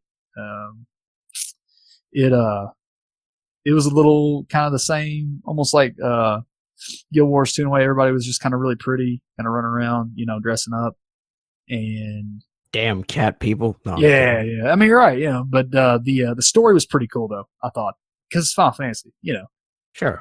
So I thought the story was cool, and I like the story and see little areas and do little things. But whatever was out at the time on that one, I got to the end of that, and I think a buddy of mine, he played it a lot, and he's like, "Well, now you got to start the grind for such and such." And I was like, "Yeah, I'm good." Once I got to that point, I was like, "I'm good. Let's go back to my ESO." And well, here, let me rattle off a list for you. You can say sure. Yes or no. If I've played them, yeah. Yeah. All right. So, Age of Conan. Yes. Conan Exiles. Yes. Black Desert Online. Yes. Arcade. Yes. Nine Dragon. That's the older one, right? Like way back in the old. day. Yeah. I did a little bit. That was that was before Guild Wars, I remember, and I didn't even know what an MMO was, but I think for like 2 weeks I tried that out because it was free to download. Blade and Soul. Yep, tried that. Star Wars: The Old Republic. I did try that for a little bit. The Secret World. Played that for 2 days. Wasn't my style. Okay, all right, I can understand that. Rift. Yep, dabbled. Wildstar. Yep, dabbled for maybe a week. Also wasn't my style. Yeah, it's very cartoonish, that game. I can get it. Hey, Jesus. Star Trek Online. Never played Star Trek Online. Okay, Eve. Never played Eve. You probably get a sense of theme here. Okay. Rift. Yes. Okay. Terra. Yes. What else is there? What am I missing? Lotro. Yes. Okay, yeah, Lotro, of course. Actually, and on all honesty, like that's another one of those. If I had if a bunch of people like in this guild, the Hammer's like, man, we got we all jumped on Lotro. Let's all run through this thing and do it. I would be up for it because even though I, like I said, probably missed the boat of that game's heyday. That's a beautiful game, as old as it is. Even that is a beautiful game even with dated graphics, with some beautiful scenery, some beautiful music. The places, because you've seen the movies, you read the books, the places are all there. It's actually pretty fantastic. Complicated to get into, in my opinion. I mean, it's got that big WoW type, skill bar, and hard to do alone, I think. Or at least it was. Maybe it's not now.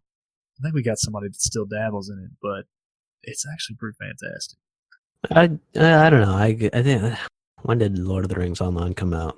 Like 2000? Maybe 08? Damn, has it really been 10 years? Jesus. Wow. I remember playing that game, and the thing that blew me away, to this day anyway, is the fact that you can write your own sheet music in that game. Yep. And you play like your own loot and shit. And here you go. April 24th, 2007. Jesus. Man, that makes me feel old. Yep. Got a lot of expansion stuff too. They're kind of pricey, but someone told me, and I remember I did a little bit, like if you got the people with you and you're like, you just want to really get into it and grind, I think you can grind out like little in-game tokens and stuff to pay for all this stuff. Now, granted, it probably takes a lot, but pretty cool. I mean, it's free. Yeah, sure. And not to mention that they're still going. That's what I heard. I mean, they're still releasing updates and stuff. So Yeah. that's something. I mean, I gotta Well, be power honest. to you. It's a decent game. When I played it, I mean, I think I got level 40 or 50. I don't even know what the max level is. But it was nice. I think the only thing that, like we talked about earlier, that kind of made me was like, I can't do this anymore. It's because there's nobody there. I didn't know Right. anybody. And even though I'm not really an introverted person, it's like you don't want to jump into a whole new game, being brand new 10 years into its life cycle and go, hey, I'm new. Anybody want to be my friend and join? Yeah, sure.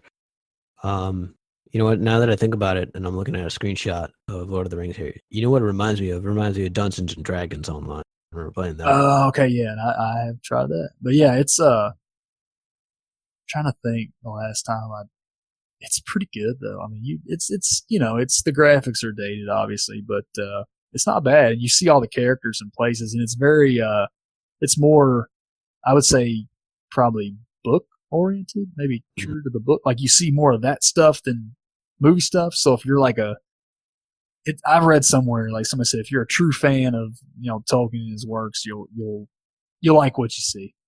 That's good. Let's get back to the list real quick, because I gotta ask these three because I'm really curious. DC Universe. Tried it for a little Okay. bit. Maple Story. No, never. I didn't think you did. Just didn't look like my thing. You play any Asian MMOs? I've played a few. Okay. There's too many to name there. I'm not going to get into it, but I think you named a few of them earlier. Asians that came to the Western world. Yeah. Here's the thing about I think the pinnacle, and this is just a personal opinion. I think the pinnacle of Asian MMOs has been Black Desert Online. And I'll tell you, yeah, I agree. But the thing about Black Desert Online is that it does everything it can to keep you glued to the screen, and it's overly pricey. Yep. I think like every outfit is like $30 or something. It's insane. I could write you a book about Black Desert Online. I only played it for like I think a month maybe. On Black Desert Online by Rokthor Shattershield. Yeah, and it would pretty much Abstract. It wouldn't even be like it would not follow the classic. It'd be no classic literature themes or timelines. It would just be expletive filled nonsense of me. But no, I mean, like, beautiful game, beautiful world, beautiful concept. I put it in the same boat as Arcade, even though it's a little different, because man, did they hit on some things that people have been asking for a long time. Even now, I mean, if ESO was like completely open world, you could have a boat, sail the waters, open PvP. Oh man, are you kidding me? Be all over. That's a fantastic concept. Right. The housing in the open world, stuff like that. But then they decided to, or they remembered like, hey, these are all fantastic and great concepts. But remember, guys, we're also an Asian MMO. Let's layer everything with Cash Shop RNG and make that the, premier way to get or do anything. And it just ruins it. And then, you add into the aspect of, it is, persistent open PvP, and either Joe Whale or Joe sit at home 24 hours a day play just griefs you into the ground every time you take a step outside. All right. So moving on from all that, before we get into how you got into ESO, let's get into how you got into Elder Scrolls. I think it would be safe to say you got into Elder Scrolls, the franchise, first before jumping into ESO. Absolutely. Yep. First one for me was it was Morrowind. Buddy had it on Xbox, because like I said back then, I was not a big a computer gamer at all really, and so Buddy had Morrowind on Xbox, played it. He gave it to me because he just didn't like it, and I played it. I liked the concept. I hated the world. Hated it. Didn't understand, and obviously it probably permeates to this day. Hated this alien world with these alien people. Dang Dunmer. Yep, hated it. Hated it. Made a Nord because and here's a funny, I don't know, this would have probably come up later anyway, but I have only ever made Nord characters on every Elder Scrolls game, ESO or single player. Now I can't say on ESO I have made a few other non-Nord, but it was mostly like red shirt type deals or experiments, I guess you'll say. But any main character, anything on the single players, I've only made Nords. On ESO, I've only made Nords that I've RP'd with or legitimately put playtime into. That's it. What'd you think of Oblivion? I liked Oblivion. A lot of people hate on Oblivion. I really loved Oblivion. I don't know why. For me, it has to hit certain things. Like environment is really important. Maybe that sounds silly, but even though obviously Oblivion had its flaws, the people are, the character models are the ugliest thing in creation. And some of it was silly, and, it had some flaws and this and that. Man, that world was just fantastic to me. Citadel was really cool. Like, you had this huge open world in these cities and these towns. And it was, maybe I was just naive because I hadn't, funny thing about it, actually, I did have it on console. Before that, a buddy got it on. He got a spanking new computer, and he's like, "Oh man, this is gonna look so sweet on this." And man, it did. And those were back in the days when you didn't necessarily always have to have your own stuff because you would go over. You were at the age where you would go over a buddy's house, and he would play on the PlayStation, you would play on the computer, and then you would switch. You know what I mean? You had this kind of deal. Most folks don't even go over each other's houses anymore. Right? Yeah. Back then, and that's all we did. That was yeah. We do some, maybe some basketball, some ride bikes, something like that. And it was like, all right, it's getting late or something, like, let's go in, we'll play games, until, especially in the summer, until all, hours of the night. So yeah, played that and was like, this is fantastic. I mean, this is really cool. And, I think that even though I wasn't, doing any writing or RP or anything like that, at that time, I think that really probably was probably the beginning, because in my mind, I was in the world. I was in that world with my Nord guy running around doing stuff, and man, I just thought that was so cool how you would do a quest and then you would see that person later and they'd walk by and be like, "Hey, thanks for saving my daughter." You know what I mean? Just stuff like that, little things like that. I thought that was so cool. All right, now I'm going to go out on a limb here, make a judgment call. Say Skyrim was probably your favorite. I thought it was kind of terrible. No, yes, absolutely.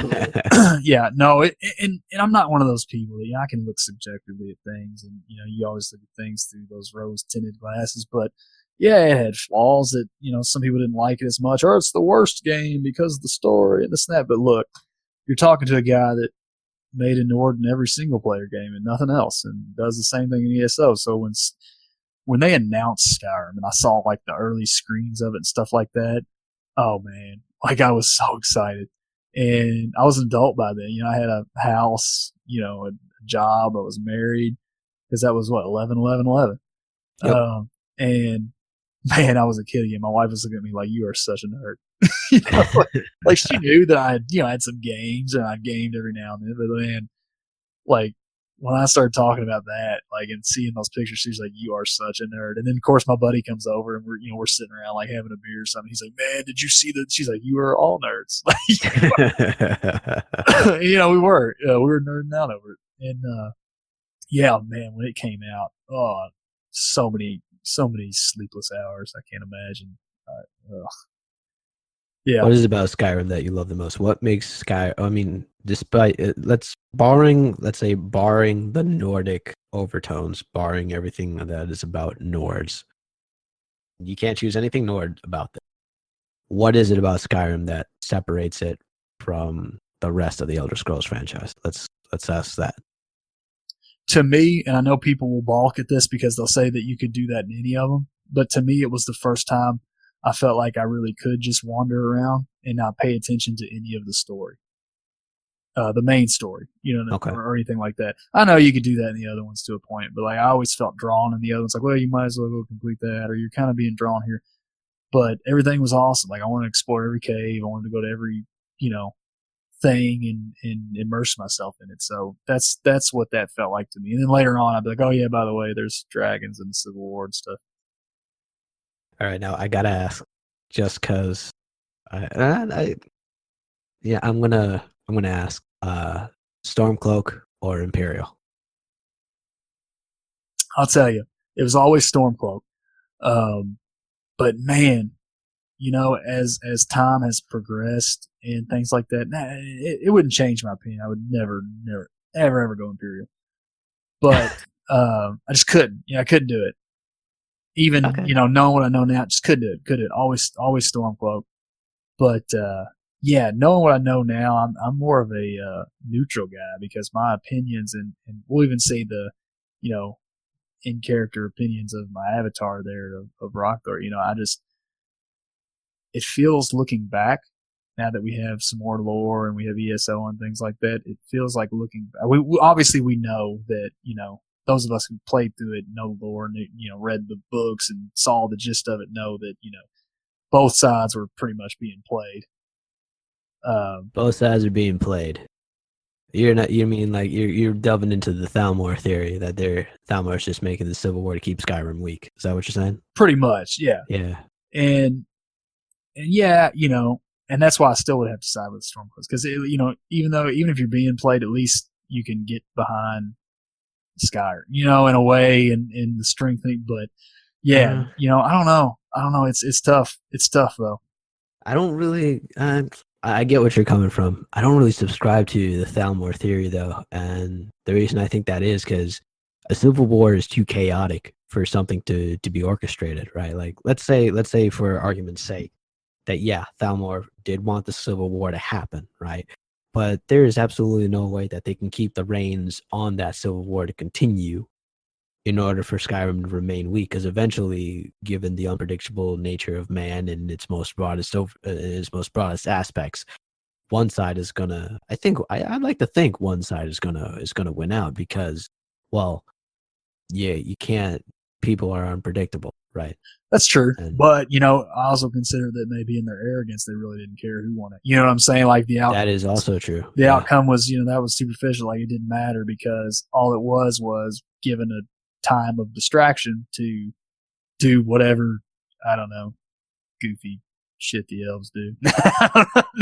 no. But you know what I'm saying? They've got that superiority thing, and they always, at least in their processes, believe to be 1 to 10 steps ahead on everything. So maybe, I don't know. But I'm really curious how the next one. I don't know what they're going to do. Like, where do they? I hope they touch upon the Civil War just a little bit. I'd like to get some closure on that shit. I would too. And the thing that kind of boggles my mind that I'm trying to wrap my head around is like, how far will they have to go ahead? Because if the Dragonborn is not, I mean, I guess depending on what you chose, I don't know. But if the Dragonborn's not dead, if he's not gone, what could they possibly hope to do? I mean, would he not rally the Nord? Would he not be, you know what I'm saying? Would the way of the voice not be making a comeback?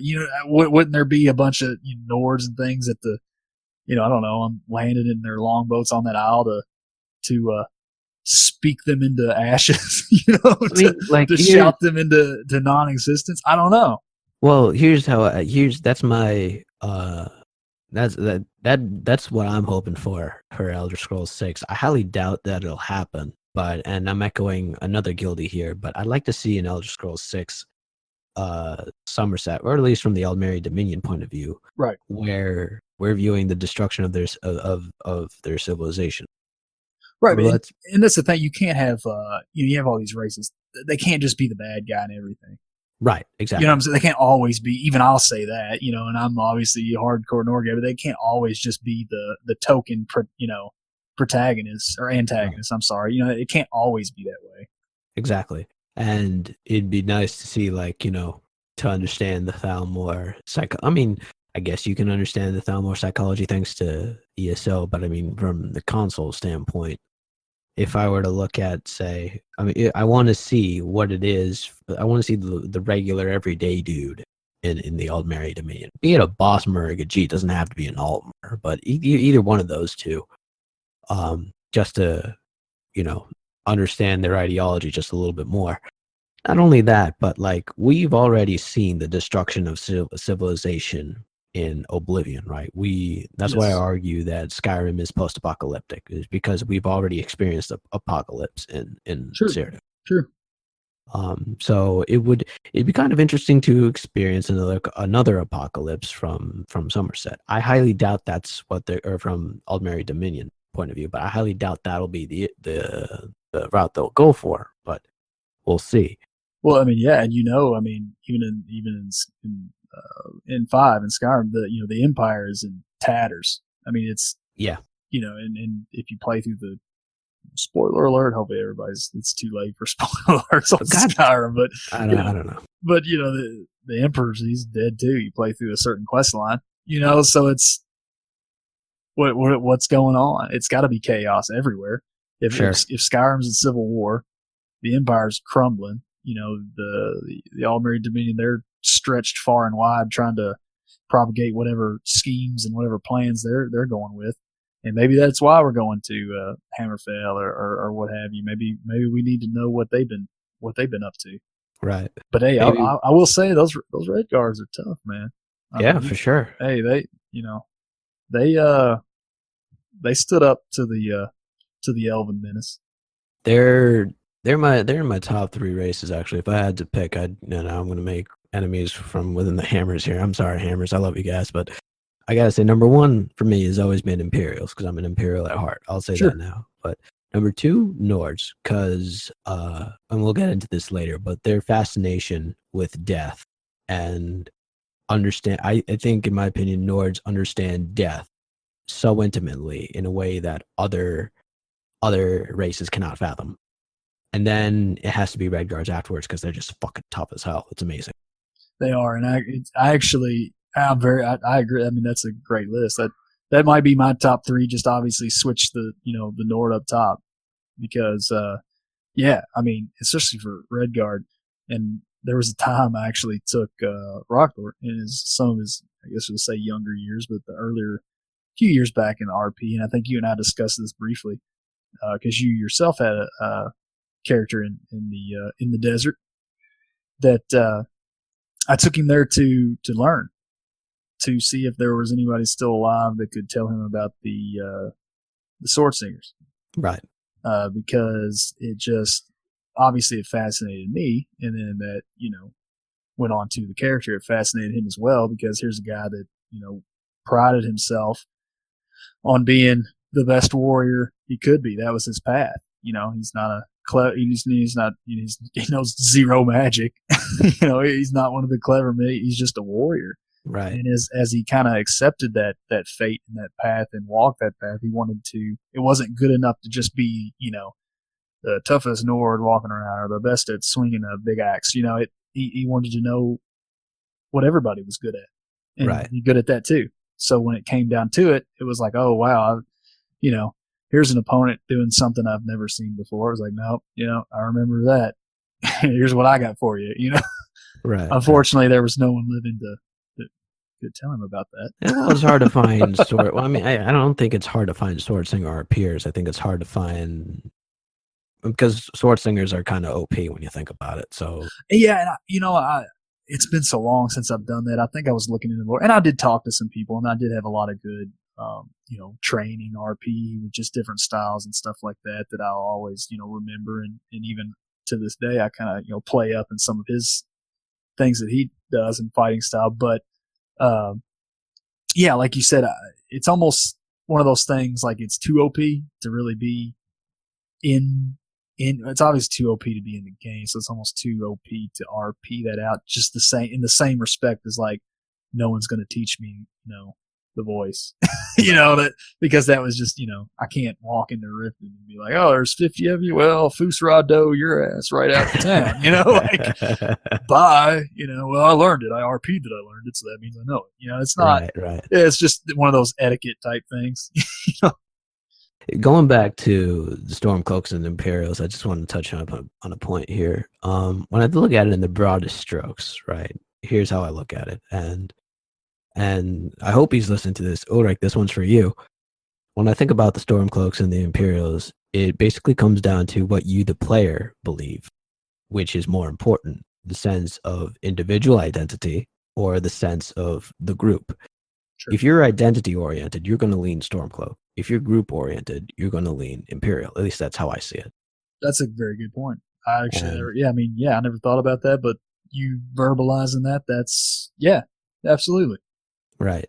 And to me, I think the dude who I think if his character was, if he made a character and if ESO was taking place during Skyrim, I think Ulrich probably would have been able to pull off a really good Stormcloak type character, because that guy he's ride or die. Oh, absolutely, absolutely. Love you, Ulrich. Just saying. Yeah, love that guy. Anyway, in my head canon, I always picture that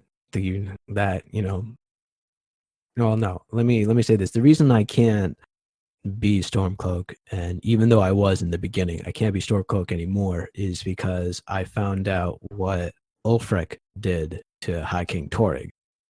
And when I learned, I was like, no, I can't follow this dude. That's not how it works. No. It's like, to touch upon the lore there again, is that basically once everyone elected Torrig High King, Ulfric said, all right, fine. I challenge you to one-on-one combat. And Torrig can't. How can Torrig refuse that? Like, he knows he's going to die to Ulfric's motherfucking Stormcloak. No more than a boy. but he also can't refuse. No, he can't. And otherwise he's denied sovereignty. Yeah, death before dishonor. It's their whole deal. Exactly.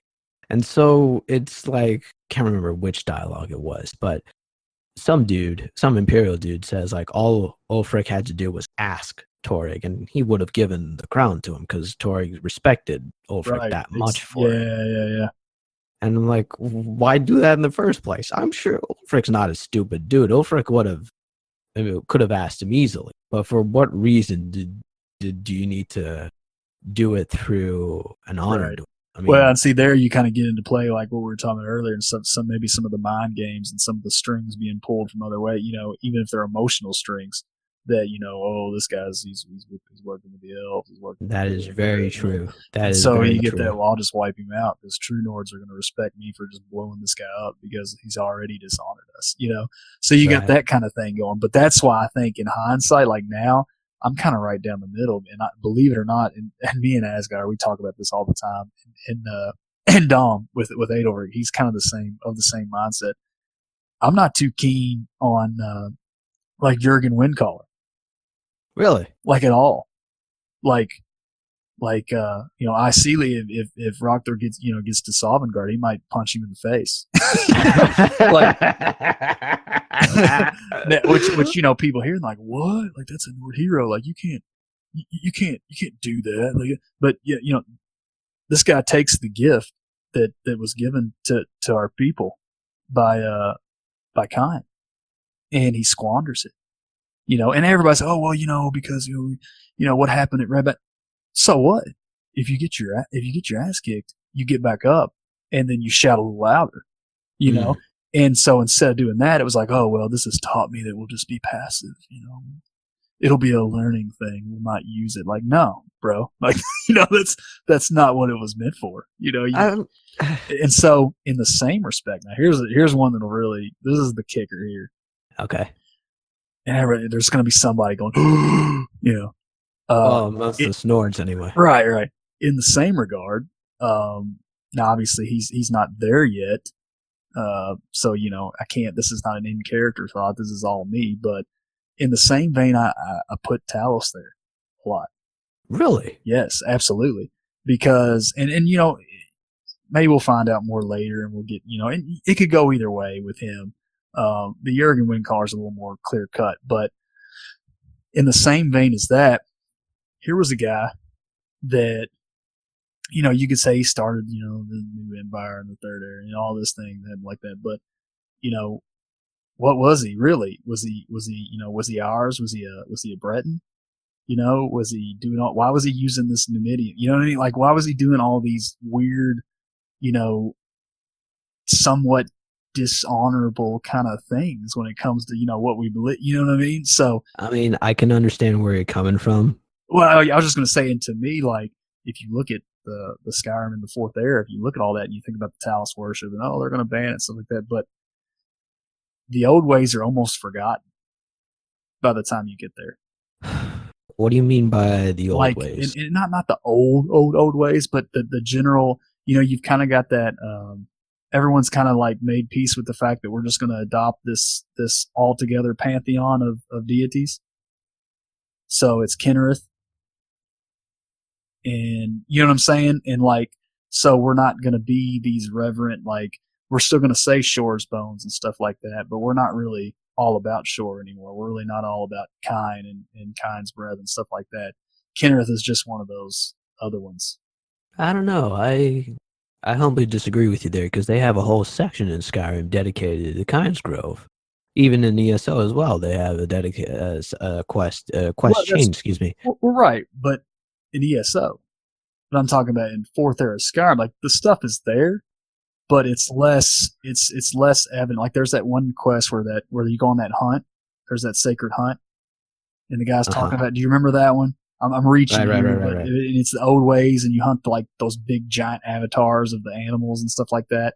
Right. For kind, and it's like those old ways, and kind of the way IRP it now, or some of us in this era with that pantheon do now. You don't really see any of that conviction. It's just kind of it's almost like in a watered down. They're pious Imperials and everybody else, but it's almost like a watered down version of everybody else's pantheon.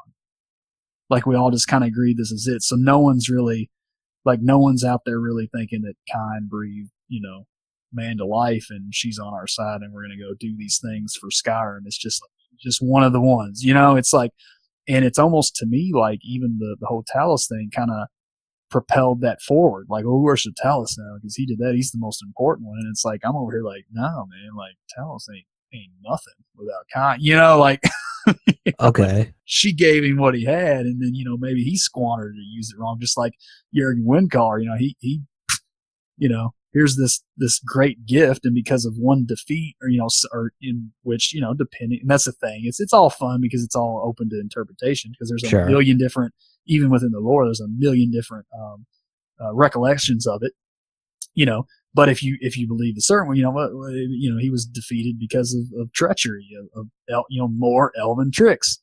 So you should come back even harder, man. Don't sit up on your mountain, like, okay. So that's just that kind of thing. It's not a popular Nordic belief, but it's one that a lot of us share, including your bald. Right. And I can see where you guys are coming from for sure. They're all valid points as well. The only what I would say to that is that when it comes to, I'm kind of not happy, but if anything, especially now in the fourth era with the way of the voice as it is, because it used to be that everybody knew the voice, at least back in those days.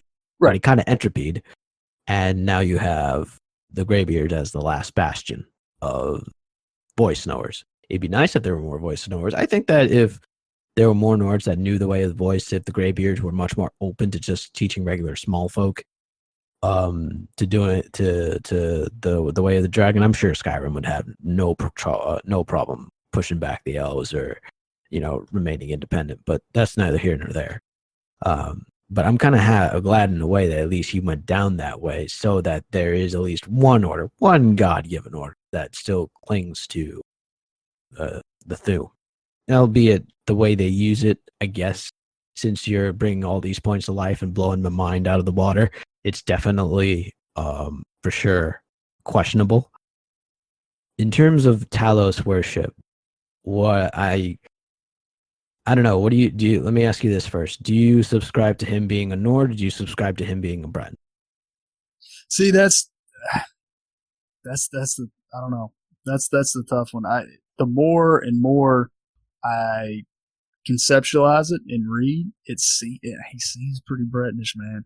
I got to be honest. He seems pretty Bretonish, and that's not a knock against them. It's just the way he went about things. Like you have different, like you have Wolfarth, right? And there's your guy. Like if you want to be like, and that would be my, of course, it's just personal opinion. Everybody thinks what they want. It's all fun, but if you want to look at like, but what about Tal? This is what I should be. No, if you're Nord, if you really want to look to something, like look at that. That guy couldn't even speak without killing everybody. you know. See, I've And always subscribed to Talos being Nord, and here's why. I always And did, but go ahead, yeah. And okay, recently, yeah, kind of, but yeah, go ahead. well, I mean, even now, and here's the reason why: because there's always that one black sheep amongst the herd that thinks differently. So with him being, so he knows that the only way to beat the Nords is their own game in order to, conquer in the name of King, what's his face, Kulakane or whatever his name is. He's got to use the voice.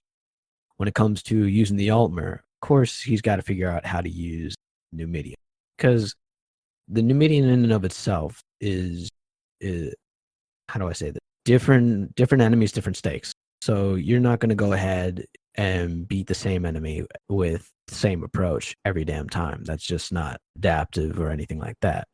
The greatest generals in history, from Scipio Africanus all the way up to Mr. Ulysses S. Grant, they always try to adapt to what their enemy is doing. So there is obviously no way an Altmer is going to go up against the Brass Guard. At least I don't think so. They tried. If you subscribe to some of what Kirkbride has written, the best thing that they did and the only thing that they could do was that they threw it forward in time. That was the only way they could do that. That's the only thing that they could do to get rid of the damn thing. Right. To me, that speaks of Talos being a Nord who thought differently. The reason that they might have called him a Breton maybe is because he was a very short-ass Nord, which, if we were to look at genetics, probably could have happened. I don't know. I don't know. Biology is very questionable when it comes to Elder Scrolls online, Elder Scrolls lore. Excuse me. But I don't know. I mean, the fact that I still retain to the fact that he's Nord and that he's definitely someone representative, someone who's been able to climb up all the way to the top to the very fact that he's thought differently. Granted, he might have had Zurin Arcturus, or however you say his name, there to back him up for his ascension. And granted, he did that twisted shit to the Ash King, which I don't know. That's very questionable to me as well. That's probably what changed my opinion, was the whole Ash King thing. If you think about the Numidium and how it was powered, it's like, what are you doing? Yeah. You know what I'm saying? Like, what are you doing? But I mean, that sort of conquering spirit, and all due respect to the Breton lovers out there, I do not think a Breton would be able to have that sort of conqueror mentality like a Nord would. Probably not. I can agree with that. I think that's where my hang up is. I think with the whole, the Ash King, the Iron King, whatever you want to call him, that whole deal, and just some of those things, it's almost like, hey man, like, and you think about the Numidium and how it was powered, and you're thinking like, the voice comes from Kine. So Kine blessed you with this power, and that's where the whole part is, like the whole betrayal, the kind of I don't know about this guy comes with me. It's because, were you supposed to take this thing out and use it with the heart of your God? You know what I mean? Like it, yeah. This is her husband. This is the war widow, and you're just like stomping around with this weapon that powered by what was stolen from him, and who knows? I don't know. And then the Underking, that was another one of her aspects, if you will, another one of her chosen, or whatever you want to call it. I always thought he was a Chezarine or whatever they're called. Yeah, but then like, what do they call them? Like what's the lore on it? Like, because there was the other one that was too. Do Chezarine Google? Let's see what we have to say about this. Boop, boop, boop, boop. Right. So they say Wolfhearth. They say Hjalti. Huh. That's interesting. There was that thing. Okay, like they consider him the Storm of Kine. Right. I think that sounds like a title that he earned for himself as his True, but then like grew. he got that because just according to the lore, who knows? But it says that pretty much there were many great of the tongues that she taught, and they were considered to be blessed by Kine. He was one of them. Another one was how do you pronounce it? Morehouse, that bull. They call him the Bull of Kine. Right, Morehouse, Breath of Kine. I think he also knew the Dragon Shout as well, because yes, and then she was involved. She did the Aim of Kings and Saint Alessi and all that. I think that's where we get the watering down of the Pantheon, as you were talking about before, because I think Saint so Alessia too. that It's very confusing. I think we were talking about this the other day, maybe in guild chat or something. You might have been involved with it, but like you look at all these deities and you see all like where the watering down could happen or where the split could happen, because you have all these instances where they get involved in other places. But one thing you start to see when you really dive into it is Kine or Kinnereth or whatever, race you're talking to, whoever they call her, is involved in a lot of stuff. is definitely a propelling factor in a lot of, these events. So, is it the same person, same entity? I don't know, maybe. But if it is, man, like this is a powerful being. Well, kind maybe, but for sure, I would say both Lorcan and Akatosh. They're in every pantheon because they both. Well, Lorcan represents space and Akatosh represents Right. time. So space and time are gonna exist no matter what. Though I'm not sure about Kinnereth. Yeah, it's so weird to think about too, because if you consider, like the Nord belief in her, and you consider, like you said, Shore or all the other names, all the races have some type of, depiction or belief. I don't know where that, you think, like, where does that fit in? Like, is she just another aspect? Is she a lesser asset, or is she even more? Because I mean, these people are getting, like, short, they're getting killed and breathed back to, sung back to life, and she's just always there, so it's like, or Lorcan, it's like, so they're getting like, these very what's the word, these very human like quality, like, death and punishment and things like that. And then every pretty much, depiction of her or story about her is almost like an omnipotent being, That is very true. I never considered that until you said so. Yeah, I mean, like, you could So dive why do they into mention that? days. Yeah, it's weird, man. It's like, because, you think of, which is very interesting, I think, too, about the, Nordic pantheon, the Nord religion. Like you said, that the whole, way they deal with death and the understanding they have of it. A lot of that maybe comes from the fact that their main deity, their god, died.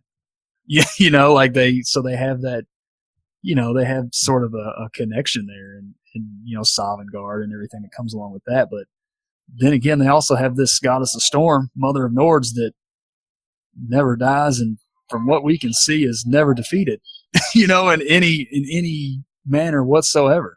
I think after the episode, I got to sit down for a second. Oh man, yeah, I'll dive into this some days, and that's where I formulated that. And it's like, damn. Yeah, I mean, and I kind of use that, and you've seen it. And Yeah. I'm sure everybody has, but I use that a lot in roleplay just because obviously it's my own, it's what my character thinks, and it's a lore appropriate, interpretation or feeling to have, but really it can't be argued because you can kind of dive through it, and the other races can too. And unless you just don't believe in her at all, there's not really too much you can do to question, what she is or what she's done. That's very much true. That was a great tangent we were on. It was. Yeah, I enjoyed that. That was great. Moving right along, though, let's get into Elder Scrolls Online. Sure. How'd you come across the game? What started it for you? With ESO, friend told me, he's like, hey man, he was into Elder Scrolls 2. Same old story. I'm sure everybody's, had something similar. Like, they're coming out with an MMO. So, I don't know how everybody else's friend base was or center of the universe was, but when we first heard about it, everybody that talked to me was like, man, this is going to be terrible. They're like, why don't they just focus on coming up with the next single player? Why are they trying to make one of these cash grab MMOs? And I was not that way. I mean, I had some, like I said, I dabbled some MMOs. I had Guild Wars 2, left a bad taste in my mouth, but I was a little bit excited. Not gonna lie, I was like, man, this is, I like MMOs. I love Elder Scrolls. This could be something pretty cool. And so I got it, and beta tested it, and I was, a lot of people were saying, "Well, this is terrible," and you remember, and still talked about to this day, like, this isn't Skyrim with friends, like this is some weird MMO combat and stuff, and this isn't Skyrim with friends at all, and that's what I was advertising, that's what I wanted. I was not that way. I was like, man, this is pretty cool. And at the time, and even still, I mean, to this day, I think it holds up pretty well. I was like, this is the best looking MMO I've ever seen. And I like the character creation, which I don't know how you are, but if a game has not so great character creation, I will not be playing that game. As superficial as that sounds, It's not superficial. What are you talking about? If I cannot create a decent avatar in your game, then I'm not playing your game because I will not be able to be immersed whatsoever. No, I mean, that's pretty much the biggest state. That's the biggest thing that when you're first initially playing a game, yeah, obviously you want to have a good character creation system.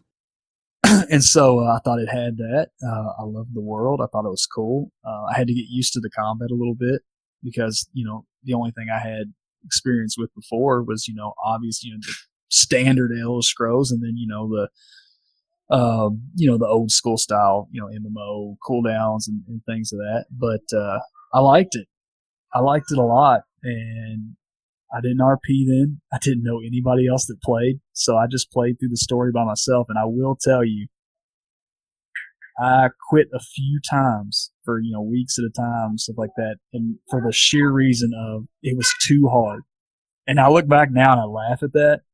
But for anybody listening that maybe they'll laugh too, that played the game in the beginning, it was tough. Especially if you were a guy like me that really didn't know about builds and stuff like that. And every mob could kill you. I mean, you could be wiped by a trash mob in the middle of the rift, in a zone. And it was tough. Back before level scaling. Way before that, yeah. Right, and it was if you didn't, it was to the point like if you didn't dodge, you had the enemies that did the assassin move or whatever. If you didn't dodge that, you were dead. And so it was frustrating. Okay. But you stuck with it though. Absolutely. Stuck with it just because I liked the story, I liked the game. And then left for maybe a month or two. Not left, but, life as it always does, with all of us sometimes got in the way. And I hadn't played for a month or two, and I got back on, and I was a little bit bored. I'd beaten the game. And so I tried, I went online, and I thought, man, there's got to be something else I'm missing. Like, there's got to be something. And I think I saw like a post in Zone for for RP, some RP guild, and it's probably some terrible guild, like Twilight Vampire Guild. And but I was like, RP, man, what is that? Like, roleplay, obviously, but like, what's that all about? And so I went to the ESO-RP and hi, my name is Rokthor, I'm an alcoholic. No, that kind of thing, and did that and told them, what are you into? Back in the day, now it's even better with that. But back in the day, it was like within 30 seconds, somebody was like, "Hi, welcome, I love you." What are you into? Where do you want to go? Which is kind of overwhelming. But I was obviously into Nordic roleplay and all that, and so they directed me to the Hammer of Atmora. And from there, it all went downhill. And so the legend began. No. Okay, before we get into RP, one thing that I have been meaning to ask, what is it about Nords that you like? Over every other race, besides, the history that you have with them from previous games. Yeah, really, man, it's just all the little intricate aspects. I like the warrior culture. I like the side of it that's not necessarily warlike. Even the that's the wrong statement. The fact that even the farmer in Skyrim, the Nord farmer, if you come and you push him around, then he's gonna pull out his axe and he's gonna chop your head off. There's just the boldness, that boldness, that kind of it's a tough land. And that attitude of they're not going to be stopped and they're not going to be pushed around, and it makes for good writing, makes for good stories. I think that I'm not really into the noble stuff and the houses and the political and Game of Thrones. You know what I mean? It's just that's great stuff for people who like it, but it's not for me. I can sort of understand that. Yeah, I can never get into the political intricacies of like some of the dumber RPers that they going on with the house roleplay, or like I was talking to Saren about this, about the really just nuanced culture of Altmer and stuff. I've always wanted to try Gajit, but the stigmatism of, well, not stigmatism, but the weirdness of furries that I've encountered tend to turn one off. Where was I going with this? Oh yeah, that's right.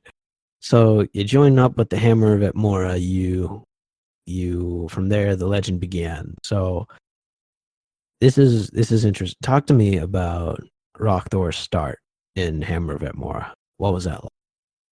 Yeah, so he walked. I talked to the current GM of the time, he no longer plays, Havard, and he was like, he was a real cool guy. We were chatting out of character and stuff like that. I was, believe it or not, I was nervous because I had never role played before, so I didn't know what you're supposed to do. Like, I think I whispered him. He was like, "Oh yeah, holler at me in game," and I think I whispered him, and it was like, I don't know. I think I whispered him in character. Like, I just did not know what to do. Like, I didn't know what these people did. Like, I didn't know why, what you were supposed to do, when you were on, when you were off. You just jumped into it, and they kind of showed you the ropes. Yeah, he was like, just come here. We're having an event right now, and I'm like, oh great, they're having an event. So I'm gonna walk up, right into the fire here. Right. And so I go to the Withered Tree. The Withered Tree, back when Withered Tree was for for people to weave fantastic stories of epicness, and not to this is for stories, not for making out with 6 people. I don't know, like whatever they do there. So I went there, and he ended up getting stabbed. That was right when they were doing, and some folks will remember from way back, they were doing their little Reachman plot. Rise of the West. Yeah, no. This was before that. It was Okay. It was I don't even know. I feel bad now. I don't even know what it's called. But it was a Reachman plot, and the Reachmen were killing everybody, and they were everywhere. And there was a vampire lord, and it was just, it was epic. Oh, you're talking about Tales of the Second Era. Yes. Thank you for saving me there. Yeah. So that was going on, and that happened in the Withered Tree. So he gets stabbed. Raina was there, mean mugging me, which was weird because she's never like that.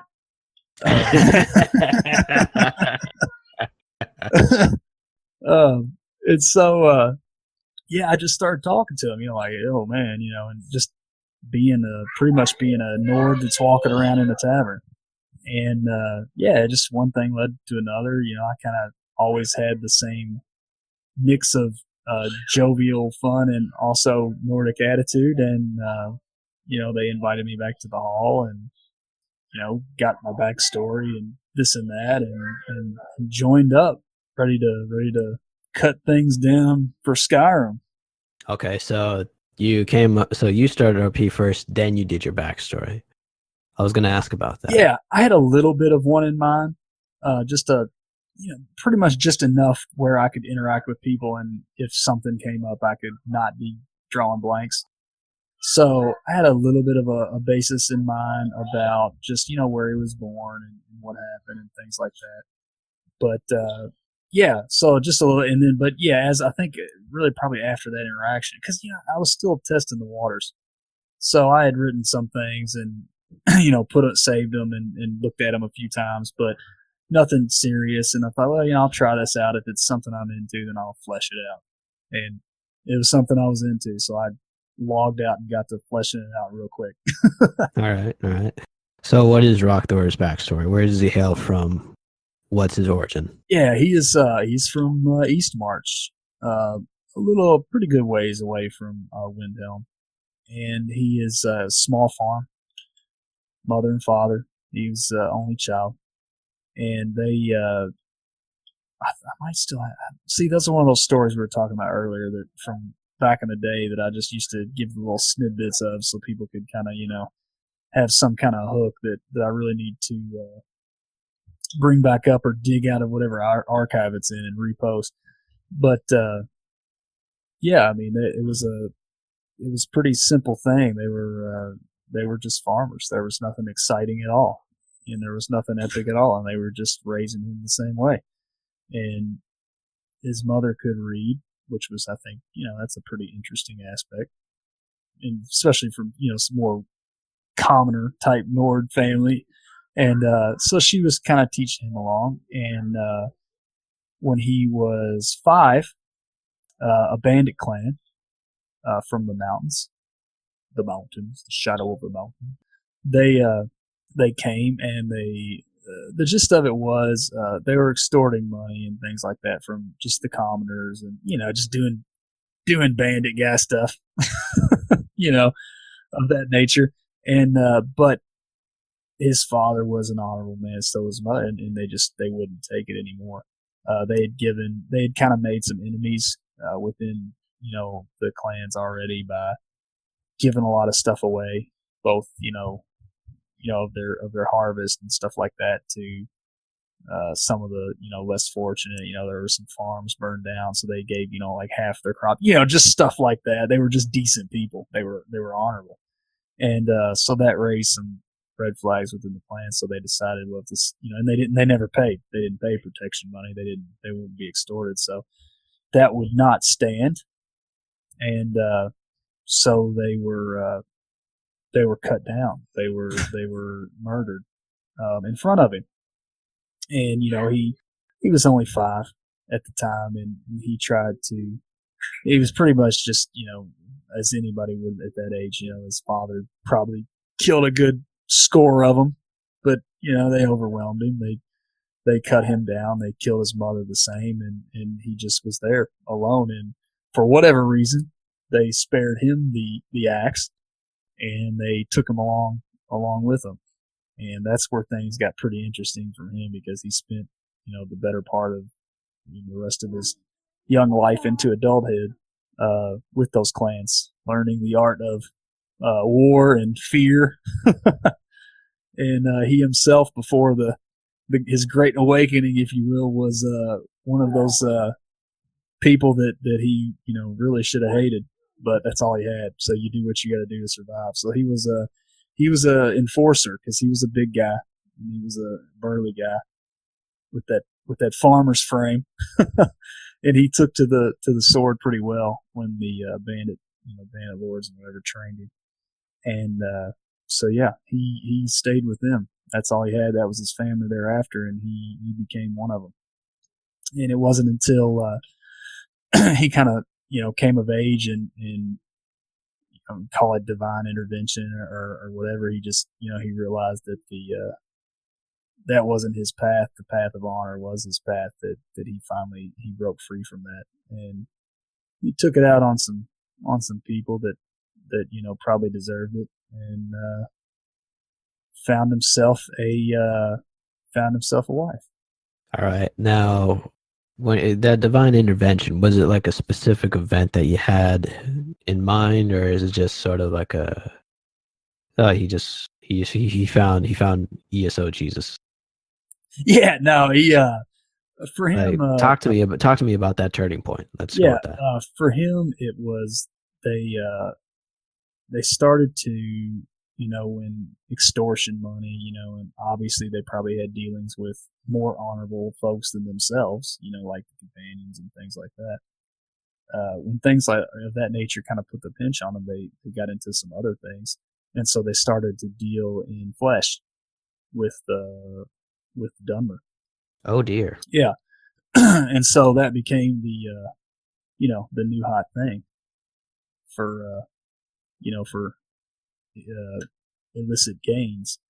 And of course, him being the one of the biggest and baddest of the bunch, he was to oversee that and be the muscle and make sure everything went smooth, and pretty much just the sight of hands, Nordic hands shaking, Dunmer little hands, tiny tiny Dunmer hands, while sad faces streamed by instead of breathing free. He snapped, and I used to play it up a little more, but one of his nicknames was the Beast of the North, and they called him that just because he was such a, he was the muscle. And he was just so brutal to the, fortunately to the wrong people when he was with the Bandit Clans. But that moniker kind of came into play once he, snapped and kind of, and maybe it was a little push from Kine or something, ESOGs that,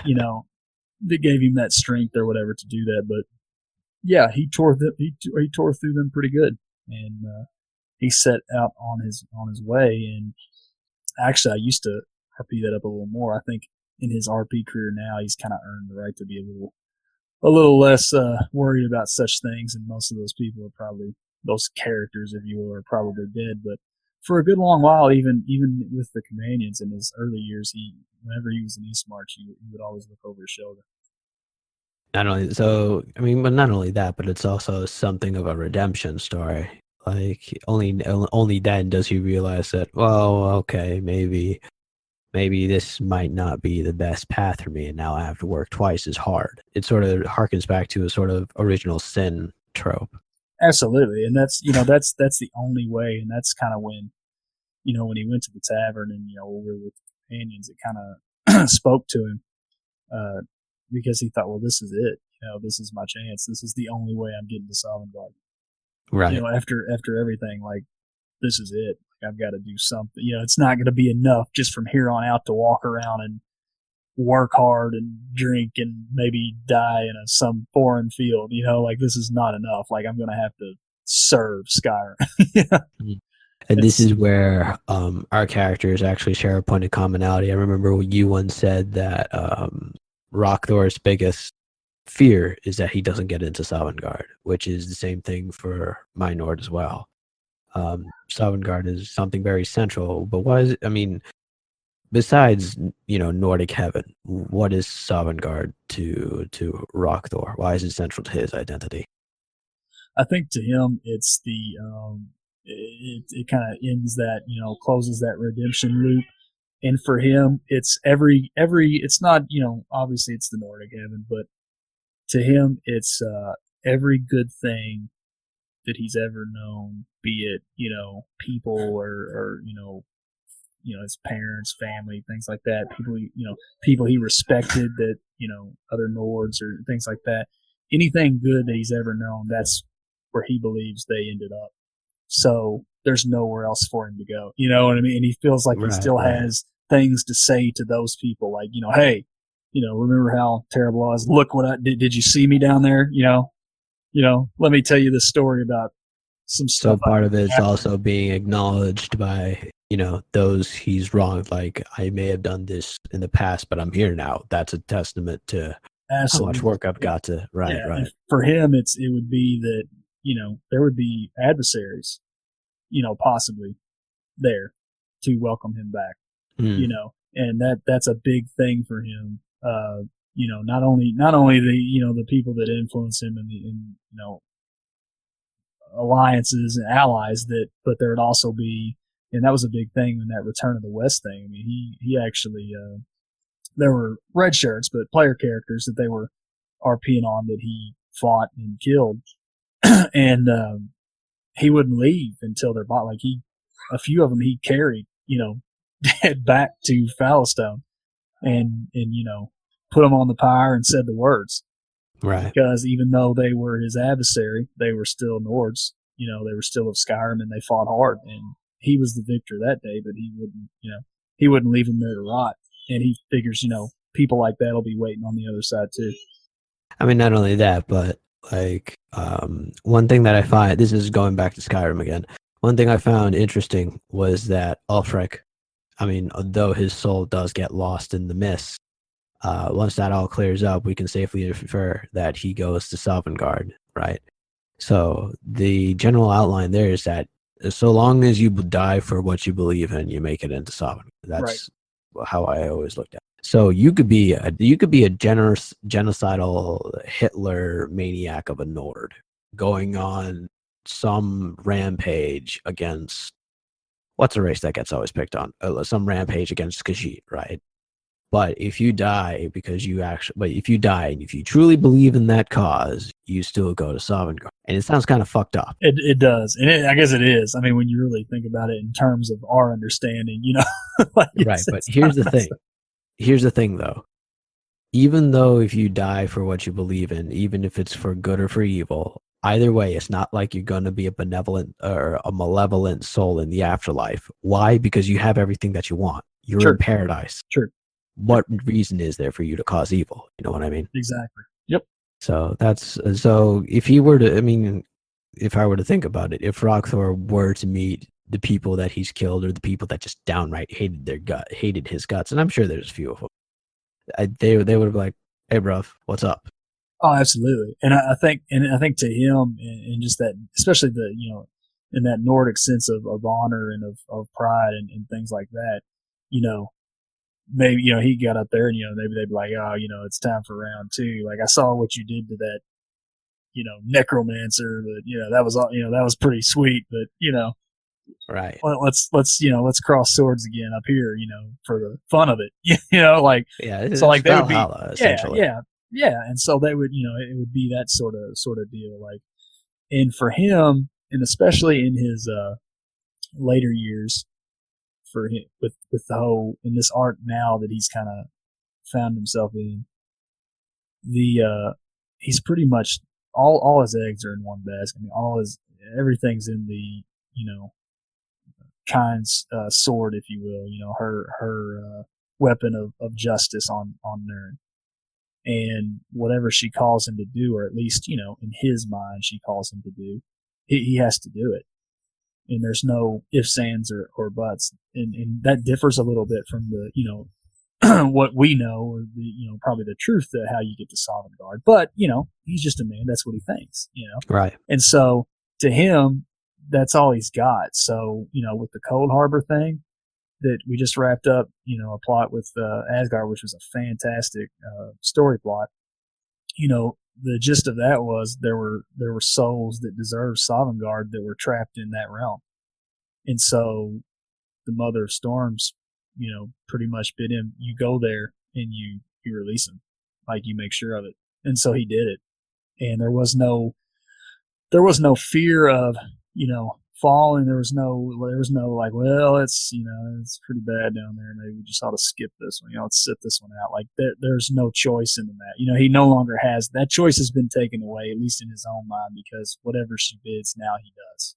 See, now a lot of that language that you're using could be taken as religious zealotry. Oh, absolutely, and it's a fine line, man. It's absolute, and he is, and I like to play that over the top a lot. Right. For that very reason. So it gives, it either inspires or it, causes trepidation. Okay. Now this makes me wonder how does he view the other races in relation to all this? In relation to his zealotry. Let me ask you. Right. Well, to him now, he, in this world, in his, I guess you could say, limited understanding, the other races are there. He has really, unless they're his enemy, for him, there's no like it's just black and white. It's very black and white. Like if you come to Skyrim and you're a high elf and you have no negative occurrence with him, you're like hey, I'm such and such from whatever.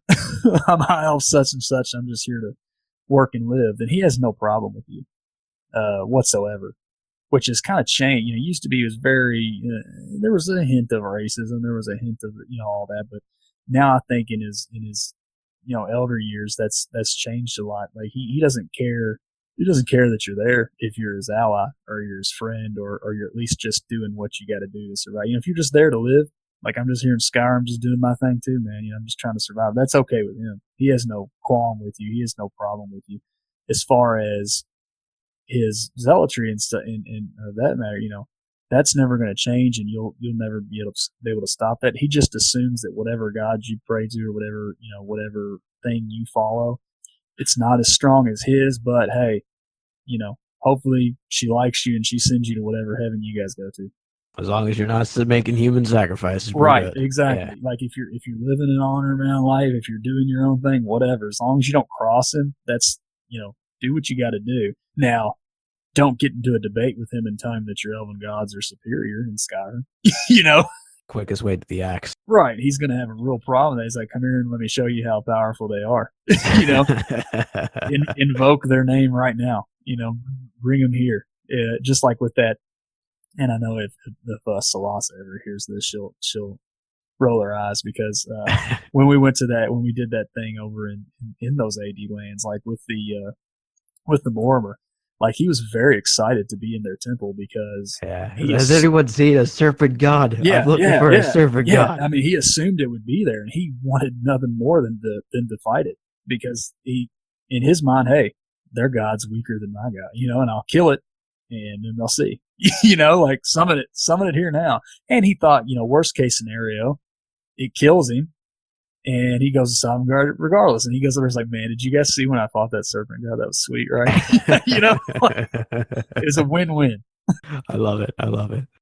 Okay, so let's talk about Tales of Skyrim, the Second Era, because I've heard a few takes on it from Human Floyd and from Hieronymus Maximus, both lovely people. Let's hear how your character got it. You jumped in head first from Havard. I think Havard, you said Havard got stabbed? Yes. Okay, so what happened from there? Give me a summary, if you can, of everything that happened to Rok while this was all going. So so pretty much right away, I mean, that was when I came into it, it was really starting to pick up. And so he joined in, and lucky for me, I mean, you know, I had my own ideas. They kind of meshed well with some of the other guys. And there were guys there that, you know, were really great. I mean, better than myself, I got to say. And I'm not just, you know, I'm not, you know, saying I'm great. But I mean, these guys, man, there were some Nordic RPers back in the day that were just fantastic. And I took a lot from them, and I learned a lot from them. And I just pretty much, I came to every event. I was like, you know what? If I'm going to do this, I'm going to do this thing right. I just showed up to the events. I jumped in where I can. You know, I didn't want to overstate myself. Like, hey, guess what, guys? I'm here now, and I'm in charge. I'm the best. You know, and I kind of tiptoed in that. But then I also, you know, wanted to be true to the character that I'd created. So, I mean, he was out there half the time, you know, shirtless, swinging axes and cutting down left and right. And he paid for it. He paid for it a few times. We fought them in Iverstead. They pretty much burned Iverstead to the ground. He nearly died there because he thought that he was, I guess, impervious to arrows. He was not, which was actually kind of a funny. It was kind of a funny welcome to RP type deal. It was all red shirts. I mean, it was not, you know, it was not like a DM roll dice or anything like that. It was all, you know, red shirt enemies. Great people. I mean, they did a fantastic job.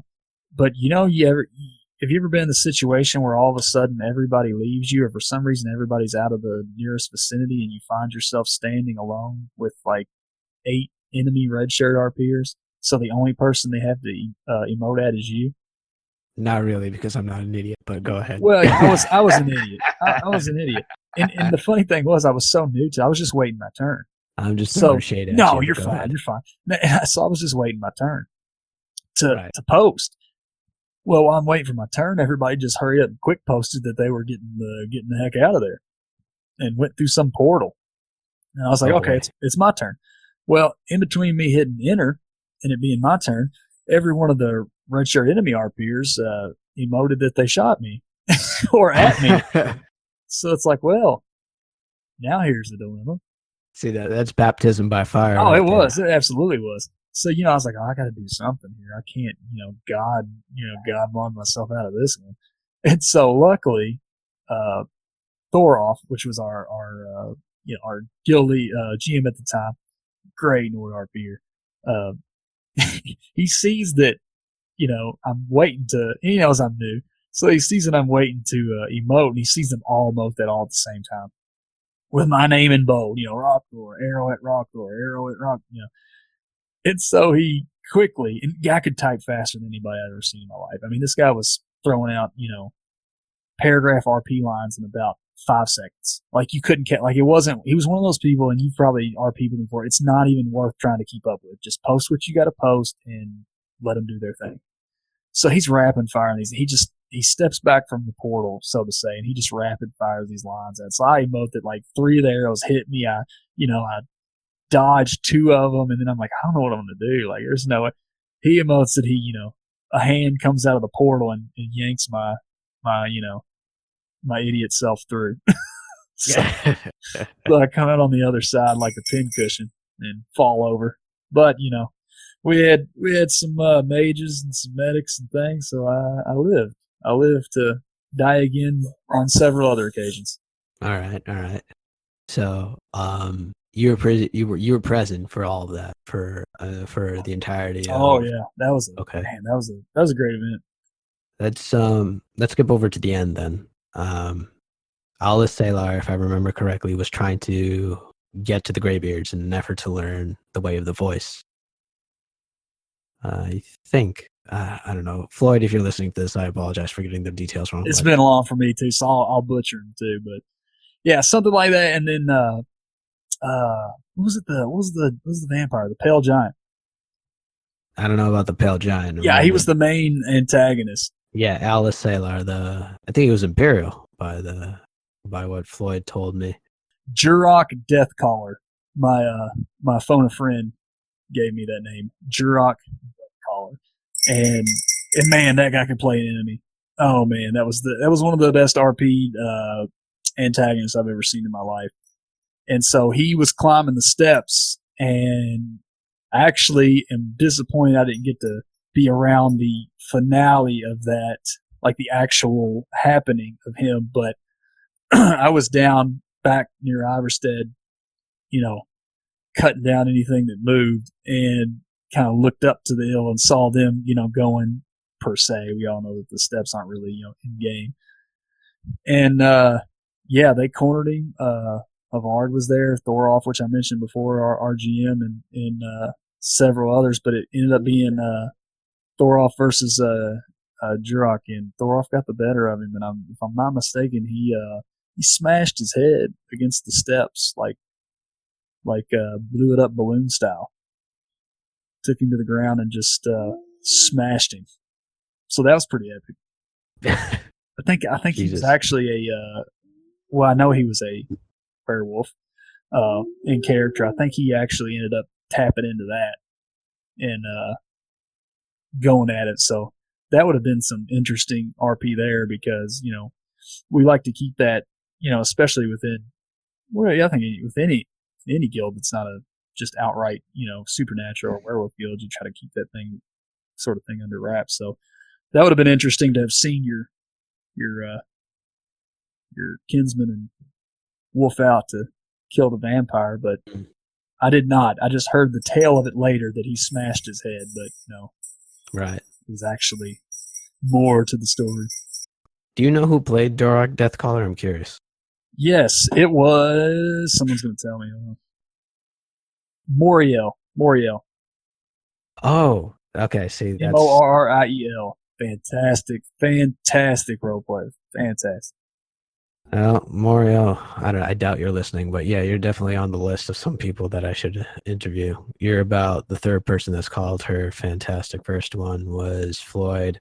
Second one was, I believe, Art, and third one was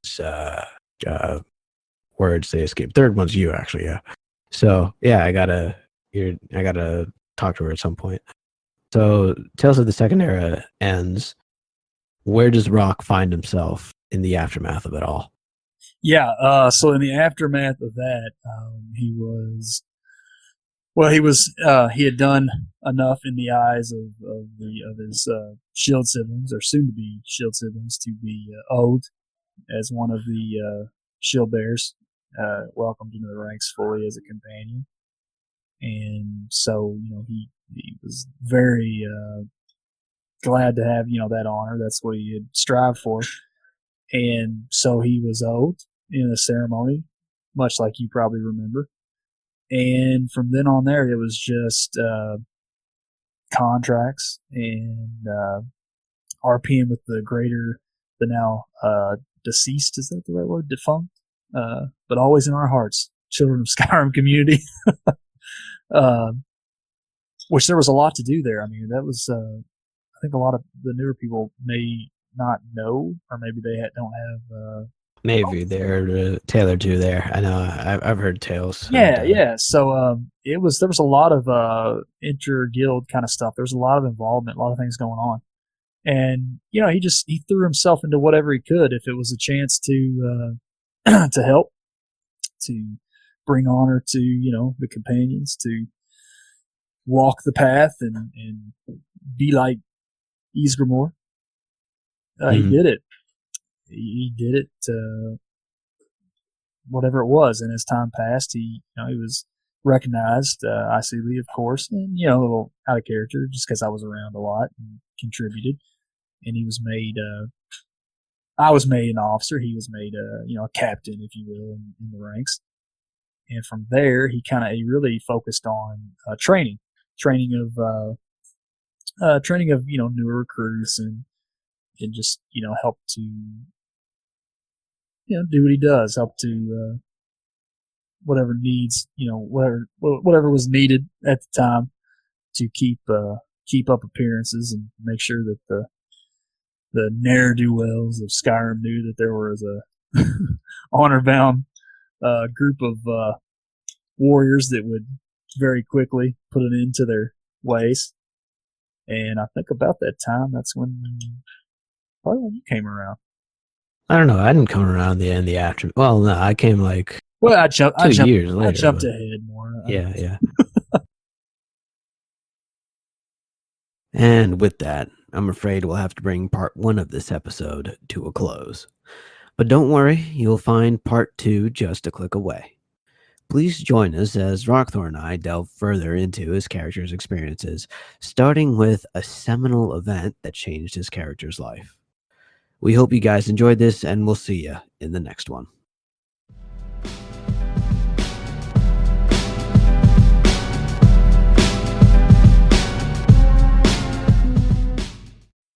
Like what you listen to? Well, here's an obligatory promotion designed to make sure you tune in for more. Click that subscribe button, hit the like button, and leave a comment if you're feeling generous. If you'd like these episodes on the go, you can also download them directly from rphq.org.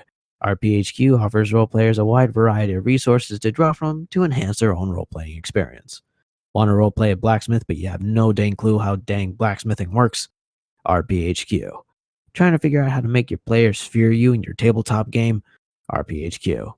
Need some online links to dice rollers? RPHQ. Stop on by and see what you can learn by perusing the site. Thanks so much, folks. Stay frosty.